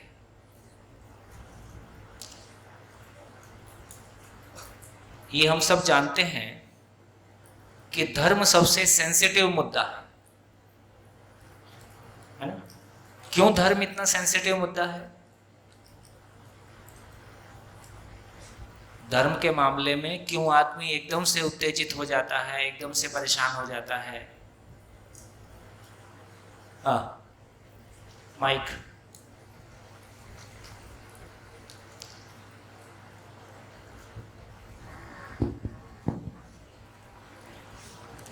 ऐसा है कि भैया धर्म जो है ज़्यादातर आस्था से जुड़ा हुआ है, और लोग उसको मतलब जो मानते हैं बचपन से जो सिखाए गए, मतलब जी, आस्था का मुद्दा है। चलिए, हाँ, पीछे। धर्म के प्रति मान्यता हमारी बहुत गहरे तक है। हाँ, क्यों गहरे तक है, क्यों आस्था का मुद्दा है? तो एक तो ये समझ में आया कि रूप, बल, धन, पद शरीर की पहचान है। ये शरीर की पहचान है, मेरी पहचान नहीं है, जड़ है ये, है ना? जिंदा रहने के धरातल पर हम इसको ज्यादा यूज कर रहे हैं, लेकिन सही अर्थों में बुद्धि जीवन की पहचान है। ये मेरी पहचान है, मेरी पहचान है। और धर्म किस में आएगा? रूप, बल, धन, पद में आएगा कि बुद्धि में आएगा? वो बुद्धि वाला एरिया है। तो धर्म बुद्धि वाला एरिया है, और बुद्धि मेरा अभी जागृत नहीं है, इसलिए आस्था पूर्वक मैं उसमें मानकर जीता हूं, लेकिन वो मेरी पहचान का सबसे गहरा आधार है, वो मेरी पहचान का मूल आधार है। इसलिए अपनी पहचान के मूल आधार को लेकर आदमी का उत्तेजित होना, सेंसिटिव होना जायज है, नेचुरल है। बात पहुंची? ठीक हो गया? अब ये समझते हैं कि अभी तक हमने धर्म को कैसे समझा। धर्म को कैसे समझा? जैसे भारतीय संविधान में धर्म परिवर्तन को कानूनी संरक्षण प्राप्त है। यदि कोई व्यक्ति एक धर्म से दूसरे धर्म में जाना चाहता है स्वेच्छा से, तो भारत का कानून उसको संरक्षण देता है, ऐसा वो कर सकता है, ऐसा उसका अधिकार है, ऐसा माना गया। और संविधान की धर्म के बारे अपनी कोई व्याख्या नहीं होती है, तो वो धर्म से उन व्याख्याओं को उठाता है। तो धर्म की जो व्याख्या शास्त्रों में दी गई, धार्यते इति धर्म, धार्यते इति धर्म, जो धारण करने योग्य है या जिसको धारण किया जाए वो धर्म है, ऐसा कहा गया। इसका मतलब ये माना गया कि सभी धर्मों में धारण करने योग्य अच्छी बातें हैं, इसलिए धर्म परिवर्तन आदमी का अधिकार है। वो आज किसी एक धर्म का अनुयायी हो सकता है, कल दूसरे धर्म का अनुयायी हो सकता है, ऐसा माना गया। और ऐसा मानकर ये गई दुनिया, ये गाड़ी चल रही है। कुछ राष्ट्र हैं जो किसी धर्म विशेष को मानते हैं, और कुछ राष्ट्र हैं जो धर्मनिरपेक्ष हैं, किसी धर्म विशेष को शासन के रूप में स्वीकार नहीं करते हैं, संविधान के रूप में नहीं करते हैं, है ना? उनका महत्व कम या ज्यादा हो सकता है।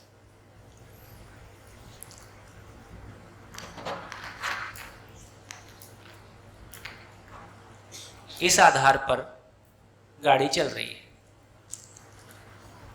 जो व्यक्ति जिस धर्म को मानने वाला होता है, ये भी नेचुरल है कि वो उस धर्म को दूसरों से बेहतर ही मानेगा, अच्छा ही मानता है। तो इसी तरह सभी धर्म अपना प्रभाव बढ़ाने के लिए फिर बहुत तरह का प्रयास अच्छी नीयत के साथ भी करते हैं, है ना, और बाकी जो होता है वो भी होता ही है। तो इस क्रम में हमारा ध्यान इस बात पे चला गया कि यदि मैं किसी धर्म विशेष का अनुयायी हूँ तो मैं उसको बड़ा मानता हूँ, दूसरा अपने को बड़ा मानता है, और क्योंकि धर्म का हमको आर पार ज्ञान नहीं है इसलिए हम अपनी बात पे ज़्यादा अड़े हुए हो सकते हैं या अपनी बात को ज़्यादा ठीक मान सकते हैं, और इसमें दूरियां आपस में बन ही सकती हैं। ऐसे भी भारत में तो स्थिति ऐसी है कि यदि 100 लोगों से आप मिलोगे तो वो कोई ना कोई धर्म और पंथ और गुरु जी के साथ जुड़े हुए होते। मान लीजिए कोई आशाराम बापू को मानता है, कोई गायत्री को मानता है, कोई ब्रह्म कुमारी को मानता है, कोई किसी और चीज को मानता है। हम कुछ ना कुछ मानते ही हैं, चलते ही हैं किसी के साथ। तो जब भी कोई दूसरा विचार आता है तो हमको ये भी बहुत खतरा होता है कि हमारे गुरुजी बदल जाएंगे क्या, तो मेरे गुरुजी मत बदल जाएं, इसलिए किसी दूसरे को नहीं सुनना, और एक तरह की धारा दूसरे को ना सुना जाए ऐसा भी प्रोत्साहित करती है। उसका पॉजिटिव पार्ट भी है कि वो कंफ्यूज मत हो, है ना, उसके दूसरे पार्ट भी है। तो इन सारी बातों को देखते हुए धर्म को लेके जो कुछ भी चल रहा है, चलता है, उसमें एक समय था जब एक धर्म के लोग दूसरे के संपर्क में, बहुत दूर आदमी जाता नहीं था, आज सब आदमी एक कोने से दूसरे कोने में जाते हैं, तो सभी धर्मों के लोग एक दूसरे से संपर्क में भी आते हैं, और फिर वहाँ, है ना, शिक्षा ने एक काम किया। शिक्षा और ये मॉडर्निटी वाला काम जितना हुआ, इसमें ये इसकी धारा इतनी बढ़ गई, शिक्षा पूर्वक किसी जॉब को पाना, जॉब को पाने से कोई अधिकार को पाना, उससे पद और पैसा पाना, तो ये वाली धारा लंबी निकल गई, धर्म वर्म थोड़ा सा पीछे छूट गया, ऐसा भी होता हुआ दिखाई दिया। लेकिन इन सारी बातों के बावजूद कॉन्फ्लिक्ट बने हुए हैं, दूरियां बनी हुई हैं, और उसमें कुछ ना कुछ संघर्ष आपस में चलते हैं। लेकिन यदि प्रकृति को देखें तो प्रकृति में तो एक व्यवस्था का कोई एक स्वरूप दिखाई देता है, उसमें तो कोई झगड़ा दिखाई नहीं देता है, वहां तो कोई कॉन्फ्लिक्ट दिखाई नहीं देता है। तो नेचर में धर्म कैसा है इसको समझने की कोशिश करते हैं। नेचर में धर्म कैसा है?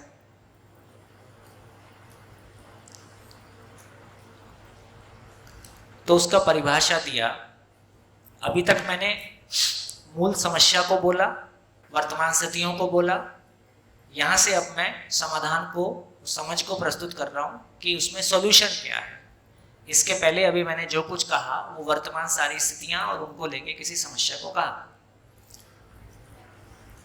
तो कहा जिसको जिससे अलग ना किया जा सके,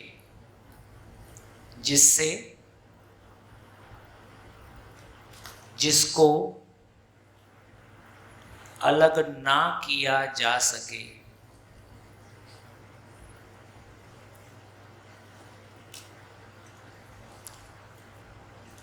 वह उसका धर्म है।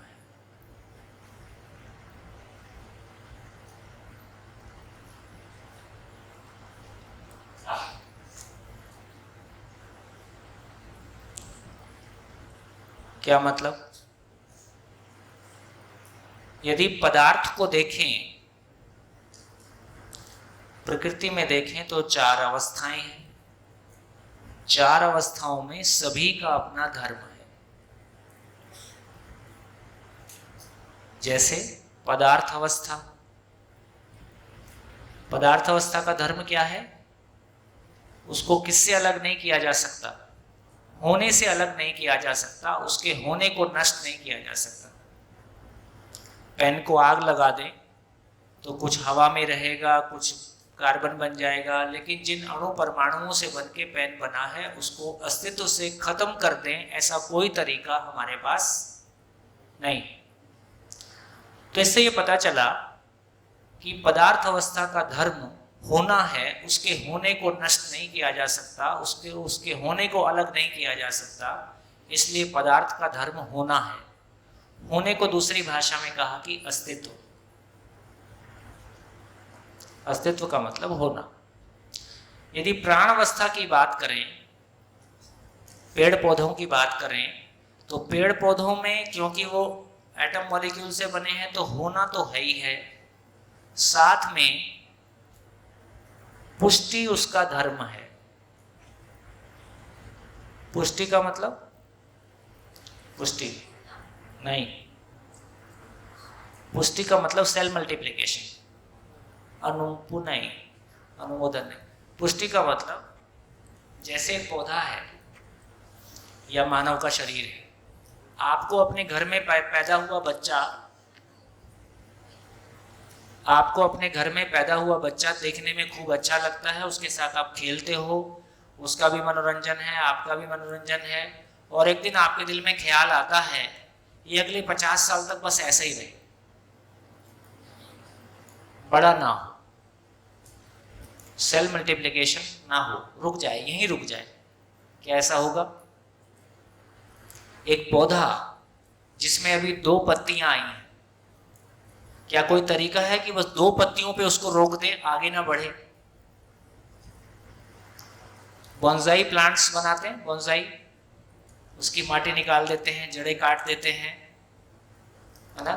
तो संतरे का, अमरूद का पौधा, पूरा पौधा 1 फुट का होता है लेकिन फल देता है, उसकी ग्रोथ हम रोक नहीं पाते। इसका मतलब क्या हुआ? पेड़ पौधा यदि जिंदा है, कोश से बनी रचनाएं, मानव का शरीर, पेड़ पौधे, पशु पक्षी यदि जिंदा है तो उसमें ग्रोथ होगी। उसकी पुष्टि मतलब ग्रोथ, ग्रोथ, ग्रोथ। तो उसकी ग्रोथ को नहीं रोका जा सकता है, सेल मल्टीप्लिकेशन को नहीं रोका जा सकता है। या तो वो मर के मटेरियल हो जाए, पेड़ पौधा मरने के बाद जड़ हो गया, तब अलग बात है। यदि वो प्राण अवस्था की इकाई है, कोष से बनी हुई रचनाएं हैं, तो सेल है तो सेल मल्टीप्लिकेशन होगा, ग्रोथ होगी, इसको रोका नहीं जा सकता। तो ग्रोथ प्राण अवस्था का धर्म है। पुष्टि, हिंदी में उसको पुष्टि बोलते हैं, पुष्ट होना। बढ़िया। अब यदि पशु की तरफ जाएं तो सभी पशु सुखपूर्वक जीना चाहते हैं, और पशु का सुखपूर्वक जीने का मतलब है जिंदा रहना चाहते हैं, उसका जिंदा रहने का सुख ही उसका सुख है। तो सभी पशुओं में जीने की आशा है। अभी वहाँ सुख की बात नहीं करते, सभी पशुओं में जीने की आशा है, और वहाँ जीने की आशा मतलब जिंदा रहने की आशा है। तो किसी पशु को उसके जीने की आशा से अलग कर सकते हैं? इसलिए पशु का धर्म जीने की आशा है, और मानव का धर्म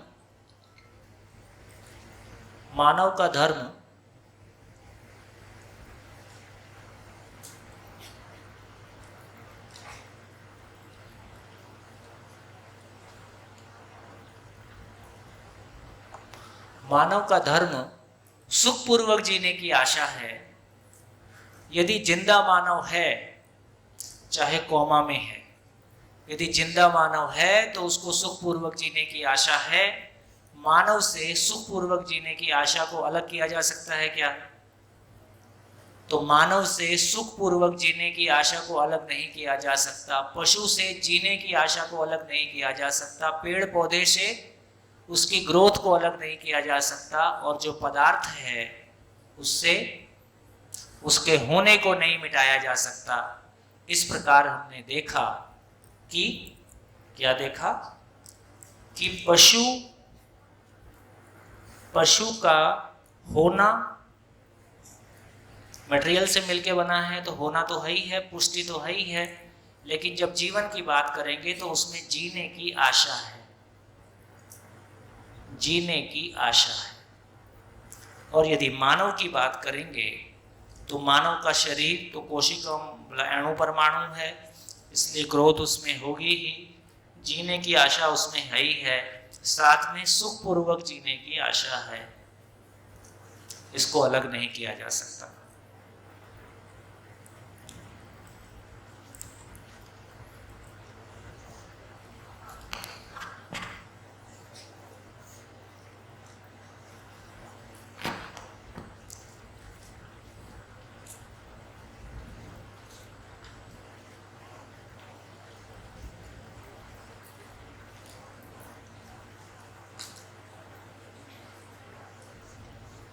बढ़िया। देखो एक बात समझने की है, जैसे आपका बोर्ड जो है गुजरात बोर्ड है, आप 12वीं में जब एग्ज़ाम दोगे तो आप गुजरात बोर्ड से एग्ज़ाम दोगे। मध्य प्रदेश के बच्चे मध्य प्रदेश बोर्ड से एग्ज़ाम देते हैं, दिल्ली के बच्चे दिल्ली बोर्ड से एग्ज़ाम देते हैं, छत्तीसगढ़ के छत्तीसगढ़ बोर्ड से देते हैं। सारे बच्चे अपने बोर्ड से एग्ज़ाम देते हैं, पर यदि उसको IIT जाना है तो क्या करते हैं, तो अलग एक एग्ज़ाम लेते हैं। कोई किसी भी बोर्ड से पढ़ के आया और उस एग्ज़ाम को क्रॉस कर दे तो उसको वहाँ एडमिशन मिल जाता है। किसी को मेडिकल में एडमिशन लेना है तो है ना, क्या बोलते हैं, नीट आजकल करते हैं। तो कोई भारत में किसी भी बोर्ड का बच्चा हो, यदि उसको मेडिकल कॉलेज में जाना है तो उसका नीट का एग्ज़ाम देना पड़ता है कॉम्पिटिटिव, और जो उसको पार कर देता है तो उसमें चला जाता है।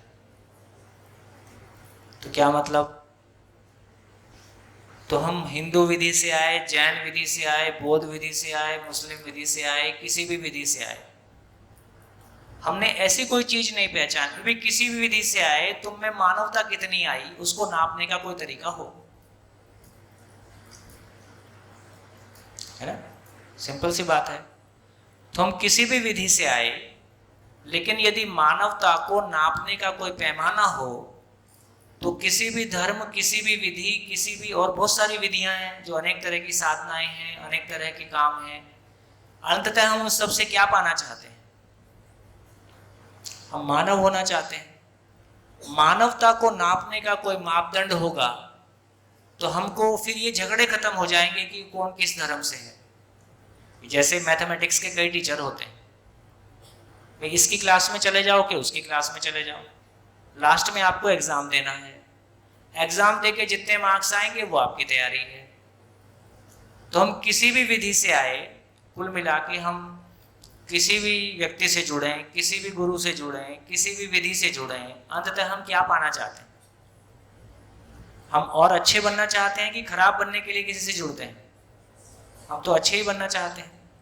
लेकिन अच्छाई का कोई मापदंड होगा, अच्छाई का कोई पैरामीटर होगा, अच्छाई का मापदंड हम नहीं पहचान सके, इसलिए बीच की लड़ाई जारी है कि हमारा अच्छा है कि तुम्हारा अच्छा है, तुम्हारा खराब है कि हमारा खराब है। तो एक बात अच्छी है, इस पूरे अनुसंधान में एक बढ़िया चीज पहचान में आ गई, सार्वभौम मानवीय आचरण। एक सही आचरण मानव का कैसा होगा जो सभी को स्वीकार होगा, है ना, एक सही आचरण मानव का कैसा होगा जो सभी को स्वीकार होगा, या जिसकी बात कर रहे हैं कि मानव अंततः सुखपूर्वक जीना चाहता है, वो सुखपूर्वक जीने में सफल हो जाए, तो किसको दिक्कत। तो इस रूप में कहा तो अब ये समझ में आया ये सुख क्या है, ये सुख क्या है, ठीक से नहीं में क्या बोले, ये सुख क्या है, निरंतर सुख। और फाइनली क्या है, क्यों और कैसे का उत्तर बार बार लिखता हूं ताकि स्थिर हो जाए, है ना। तो ये जीना हो जाए तो मानव का मानव के साथ जीना हो जाए, उभय तृप्ति हो जाए, प्रकृति के साथ संतुलन हो जाए, इससे ज़्यादा कुछ हो नहीं सकता, इससे कम में किसी का भी नहीं चलेगा। तो ये हमको पहचान हो गई कि हाँ, मानव अपने धर्म के साथ हो गया। तो अब बताओ, धार्मिक आदमी कौन है, किसको धार्मिक कहेंगे, धार्मिक आदमी अब कौन है, किसको धार्मिक कहा जाए, किसको धार्मिक कहा जाए, हाँ? धार्मिक किसको बोलेंगे। तो एक तो ये पता चला कि मानव का ही धर्म होता है कि अस्तित्व में सभी इकाइयां अपने धर्म के साथ हैं, अस्तित्व में सभी इकाइयां अपने धर्म के साथ हैं। तो धर्म बेसिकली कह किसको रहे हैं, धर्म कह रहे हैं उस इकाई का अस्तित्व में होने का स्वरूप। किसी भी इकाई का अस्तित्व में जो होने का स्वरूप है उसको उसका धर्म बोल रहे हैं। मानव के होने का स्वरूप कैसा है, सुखपूर्वक जीना चाहता है, पशु के होने का स्वरूप जीने की आशा है, जिंदा रहने की आशा है। पेड़ पौधे के जीने का स्वरूप उसमें ग्रोथ होती है। और मटेरियल के जीने का स्वरूप उसका होना है, होने को नष्ट नहीं किया जा सकता। तो एक तो ये पता चला कि मानव का ही धर्म नहीं होता है, अस्तित्व में हर इकाई अपने धर्म के साथ है। मानव के अलावा सभी इकाइयां अपने धर्म के साथ हैं। और मानव अपने धर्म के साथ है कि अपने धर्म को पहचानना चाहता है। मानव सुखी हो गया है कि सुखी होना चाहता है? होना चाहता है। तो अपने धर्म के साथ है कि धार्मिक होना चाहता है?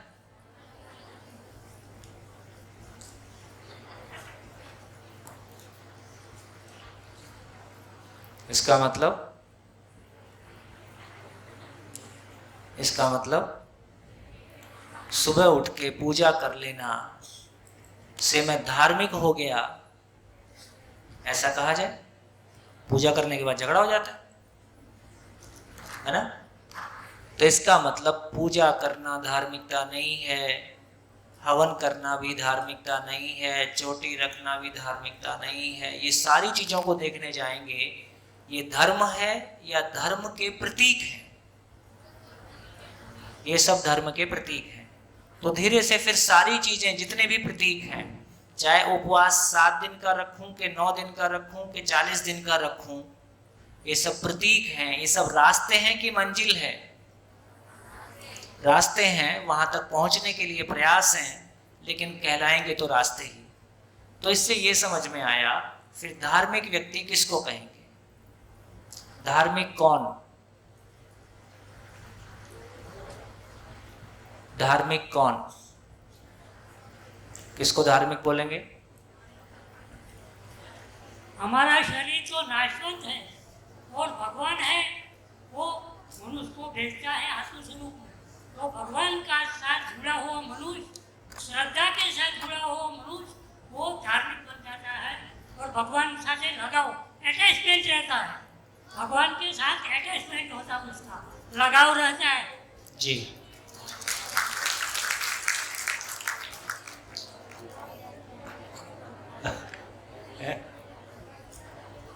कोई बात, कई तरह के कलर होते हैं। पहले सुना था धर्म की जो परिभाषा, जो धारण करने योग्य है वो धर्म है, लेकिन आज क्लियर हुआ इसमें क्या प्रॉब्लम हो गया?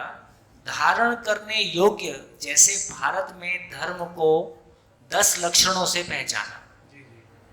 हमारे शास्त्रों में 10 लक्षण हैं धर्म के, किसी को याद होंगे, मेरे को तो नहीं याद रहता है वो, ना क्षमा, धृति, ऐसा ऐसा कुछ कुछ। तो हमने 10 से पहचाना, दूसरा 15 से पहचान सकता है। 15 लक्षण कोई और भी पहचाने जा सकते हैं, कोई 5 में भी पहचान सकता है। तो जब लक्षणों से पहचाना तो अनेक तरह के लक्षण हो सकते हैं, इसलिए वो स्थिर नहीं हो रहा है। तो धर्म की पहचान जब होने से पहचाना, आगे आप बोलो। तो आज क्लियर ये हुआ ये धारण करने योग्य नहीं है, ये धारण किया हुआ है। ये जो फर्क है, धारण किया हुआ में क्या, जो उसका मूल स्वरूप है। तो लक्षण के आधार पर धर्म को पहचानने की बजाय उसके होने के स्वरूप को पहचान लिया। अब होने का स्वरूप बिल्कुल स्थिर है, वो हिलता डुलता नहीं है।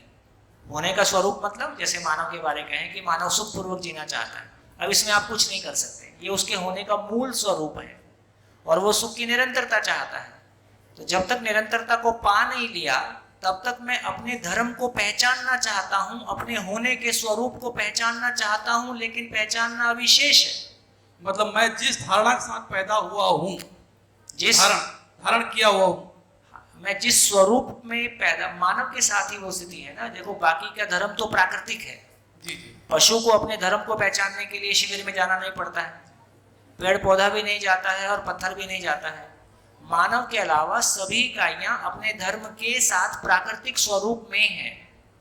मानव एकमात्र इकाई है जो जिसमें जानने की क्रिया है, जिसमें समझने की क्रिया है। वो समझ पूर्वक हर चीज को पहचानता है, भोजन से लेके, खाने से लेके, चलने से लेके, भाषा से लेके, है ना, और मशीन से लेके, और खेत से लेके, और गाय से लेके, और अपने जीने को वो क्रमशः ज्ञान पूर्वक पहचानता है, इसलिए उसको ज्ञान अवस्था की इकाई कहा गया। तो अब तक हमने जिंदा रहने के लिए चीजों को पहचान लिया, उसमें सफलता भी पाई है, लेकिन जीने के अर्थ में अपने धर्म में हो जाएं, अपने होने के स्वरूप को पहचान सकें। अपने होने के स्वरूप को पहचान सकें का मतलब है कि शरीर का भी होना है और मेरा भी होना है। तो जब तक मैं उस मेरे होने को नहीं पहचान पाऊंगा, मैं अपने धर्म में नहीं हो पाऊंगा। मतलब सुखपूर्वक जीना ही धर्म है। सुखपूर्वक जीना ही धर्म है, निरंतर सुखपूर्वक जीना ही धर्म है। जो निरंतर सुखपूर्वक जीता है वही धर्म है। लेकिन कोई निरंतर सुखपूर्वक जीता है, हम उसको कैसे पहचाने? हम कैसे पहचाने? तो पहचानने का तरीका है, धार्मिक व्यक्ति की पहचान क्या है? धार्मिक व्यक्ति की पहचान है जो अपने तन का, अपने मन का, अपने धन का मानव लक्ष्य के अर्थ में सदुपयोग करे। मानव लक्ष्य के अर्थ में, मानव लक्ष्य के लिए के अर्थ में सदुपयोग करता है, वो धार्मिक है। मानव लक्ष्य मतलब अधिकांश को याद नहीं होगा। मानव लक्ष्य क्या बोला था? कौन बोलेगा? मानव लक्ष्य बोलो।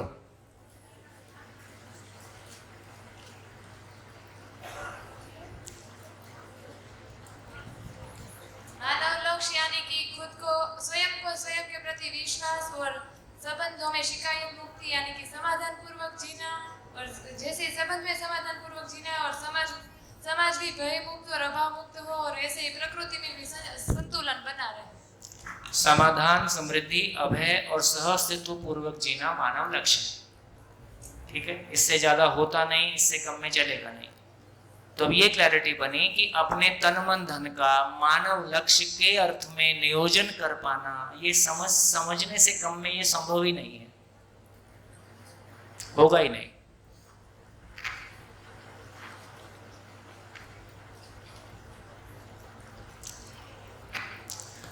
देखो, हम लोगों ने षोडश संस्कार की बात की है। पुंसवन संस्कार से लेके जन्म संस्कार और विवाह संस्कार और शिक्षा आरंभ संस्कार, विद्या आरंभ संस्कार, है ना, नामकरण संस्कार, और लास्ट में मृत्यु संस्कार, अंतिम संस्कार। ठीक है, ऐसा बात किया। अब समझ में आता है कि ये संस्कार था कि संस्कार की प्रतीक रूप में स्थापना है। ये सारे संस्कार करके हम संस्कारी कहाँ हुए? झगड़ा तो कर रहे, अपने परिवार तो टूट रहे। तो इसका मतलब है कि हमको कम से कम उन्होंने इन चीजों की इंपॉर्टेंस को बता दिया, लेकिन ऐसा जीने की योग्यता आना अविशेष है ना। विद्या आरंभ जिसको बोला, विद्या क्या चीज है? ये पढ़ाई लिखाई विद्या नहीं हुई। विद्या का मतलब क्यों जीना है, कैसे जीना है। तो जीवन विद्या का मतलब क्यों जीना है, कैसे जीना है। तो जब तक वो जीने के भाग को नहीं छूता, मानव के जीने के प्रयोजन को नहीं छूता, उससे जीवन तृप्ति नहीं आती, संबंध शिकायत मुक्त नहीं होता, परिवार अभाव से मुक्त नहीं होता, तो ज्ञान का प्रमाण नहीं है, ज्ञान का पता नहीं चला। तो इसका मतलब ये हुआ कि जो अपने तन मन धन का मानव लक्ष्य के लिए सदुपयोग करता है वो धार्मिक है, बाकी का धार्मिक होना अविशेष है। हमारे तन मन धन का कहाँ उपयोग हो रहा है? आओ चुगले चुगले खेलें। हम तो जूझ रहे हैं आपस में, या कुछ थोड़ा बहुत आस्थाओं के साथ कुछ अच्छा कर ले रहे हैं जिंदा रहने के धरातल पे।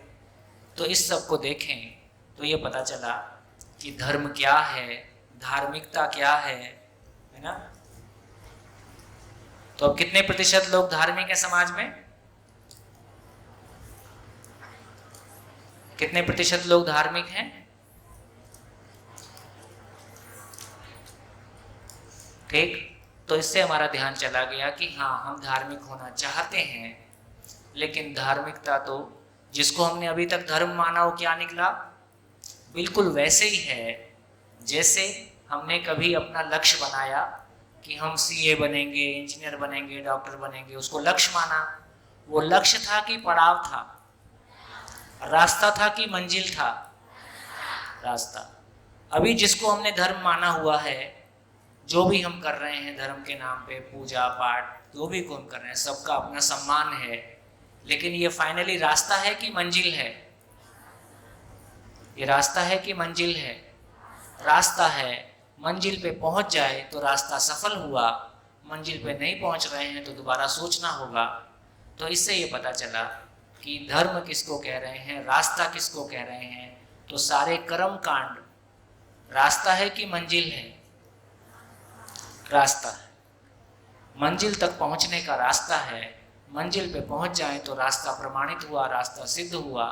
इस रूप में देखें तो हमको, तो मानव धर्म क्या है? मानव धर्म क्या हुआ? मानव धर्म क्या हुआ?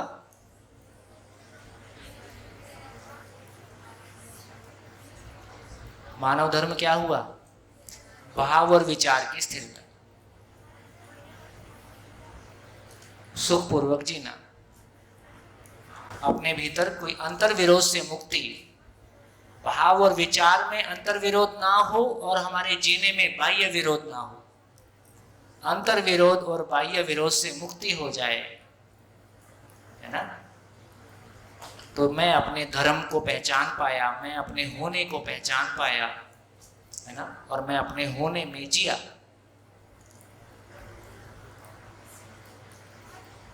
आ जा माइक।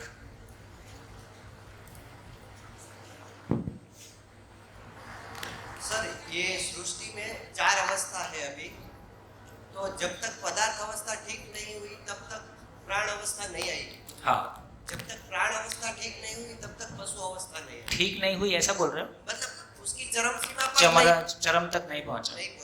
मतलब हर एक इकाई को अपना मतलब होने का ऐसा एक अवस्था तृप्त होती है तो अगली अवस्था के लिए पृष्ठभूमि तैयार होती है। ऐसे ये चारों अवस्था आई। मतलब अभी मानव अवस्था है, वो तृप्त होगी तो मतलब अभी और एक इकाई आने का अभी मतलब इंतजार। ऐसा नहीं, अभी मानव आ गया तो अभी मानव को जागृत होना है, मानव को समझदार होना है। मानव समझदार हो गया तो फिर देखेंगे कि और किसी अवस्था की जरूरत है कि नहीं है।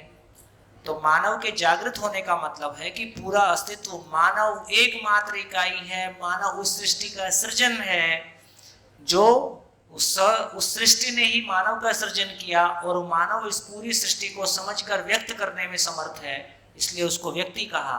तो पूरा अस्तित्व एक मानव से व्यक्त हो गया तो सृष्टि की पूर्णता प्रमाणित हो गई, ऐसा कहा। इसलिए आगे की आवश्यकता नहीं है, ऐसा निकलता है। उसको आराम से बाद में देख सकते हैं।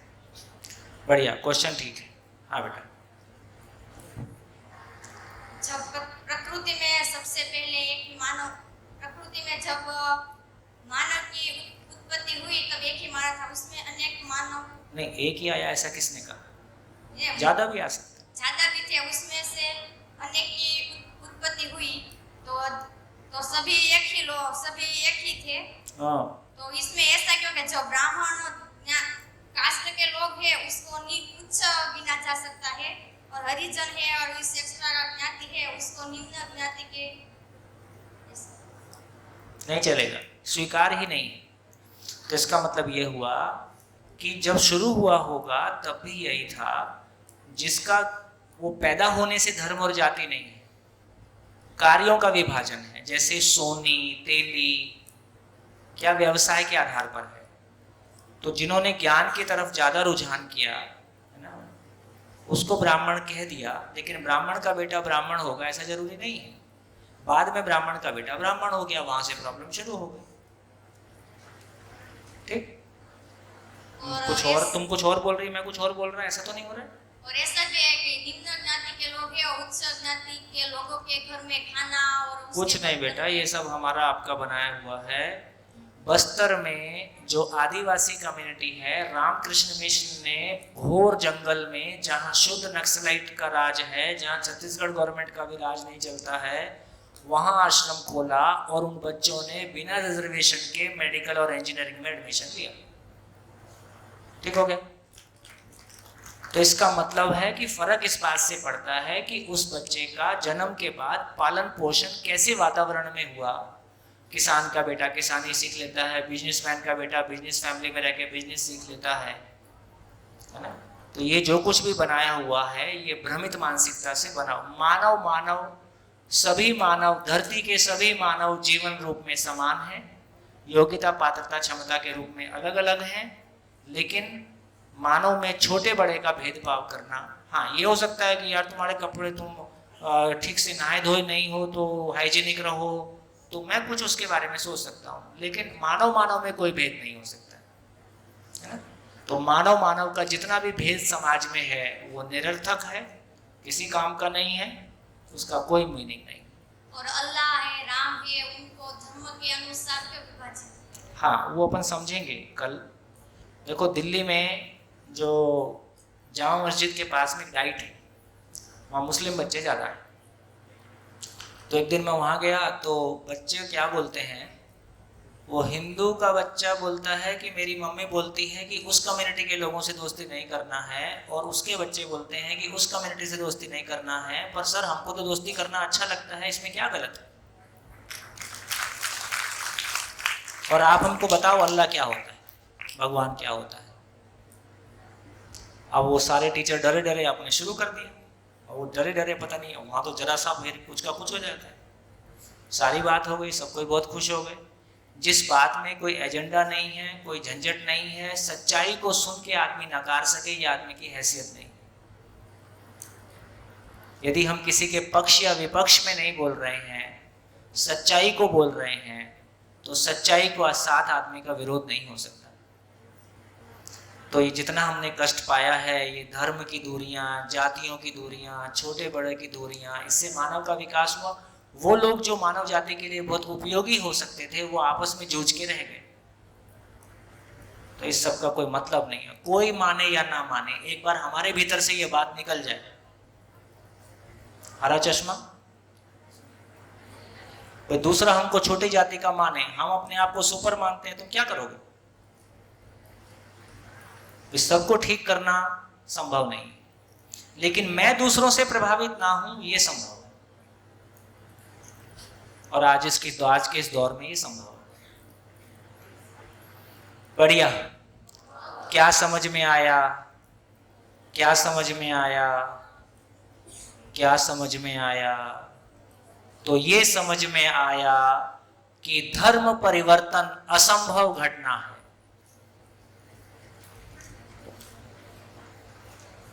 हम धर्म परिवर्तन कर रहे हैं कि कपड़े परिवर्तन कर रहे हैं कि पूजा पाठ परिवर्तन कर रहे हैं? धर्म परिवर्तन कैसे हो सकता है? मानव का धर्म है कि वो सुखपूर्वक जीना चाहता है, क्या इसको हम बदल सकते हैं? इसको हम नहीं बदल सकते हैं। आदमी के कपड़े बदल सकते हैं, पूजा पाठ करने का तरीका बदल सकते हैं, आदमी नहीं बदलता है। दिल्ली के पास हमारी कम्युनिटी के लोग जो कभी मुस्लिम में कन्वर्ट हो गए, वो आधा नाम हिंदू रखते हैं, आधा नाम मुस्लिम रखते हैं। वो हिंदू के त्योहार भी मनाते हैं, मुस्लिम के त्योहार भी मनाते हैं। हिंदू उनको हिंदू नहीं मानते हैं, मुस्लिम उसको मुस्लिम नहीं मानते। और अरब का मुस्लिम भारत के मुस्लिम को मुस्लिम नहीं मानता है, दोयम दर्जे का है, सेकंड कैटेगरी मानते हैं। ऐसी तो सब जगह है, जैसे हिंदुओं में मंदिर अलग है, ऐसे ही वहां भी मस्जिद अलग, सब जगह वही झंझट है। तो इसका मतलब एक ही हुआ, मानव की मूल चाहत एक है, मानव की मूल क्षमता एक है, मानव धर्म एक है, मानव जाति एक है। ये हमको समझ में आएगा तो हमारा कॉन्फिडेंस लेवल अलग लेवल का होगा, हम बढ़िया से जिएंगे, सार्थक करके दिखाएंगे। जो अपने आप को बड़ा मान रहे थे वो कैसा क्या करके दिखाते हैं, और हम अपने आप को हम करके दिखाएंगे। जिंदगी बोलेगी हमारी। बढ़िया, धन्यवाद, नमस्कार, फिर मिलेंगे।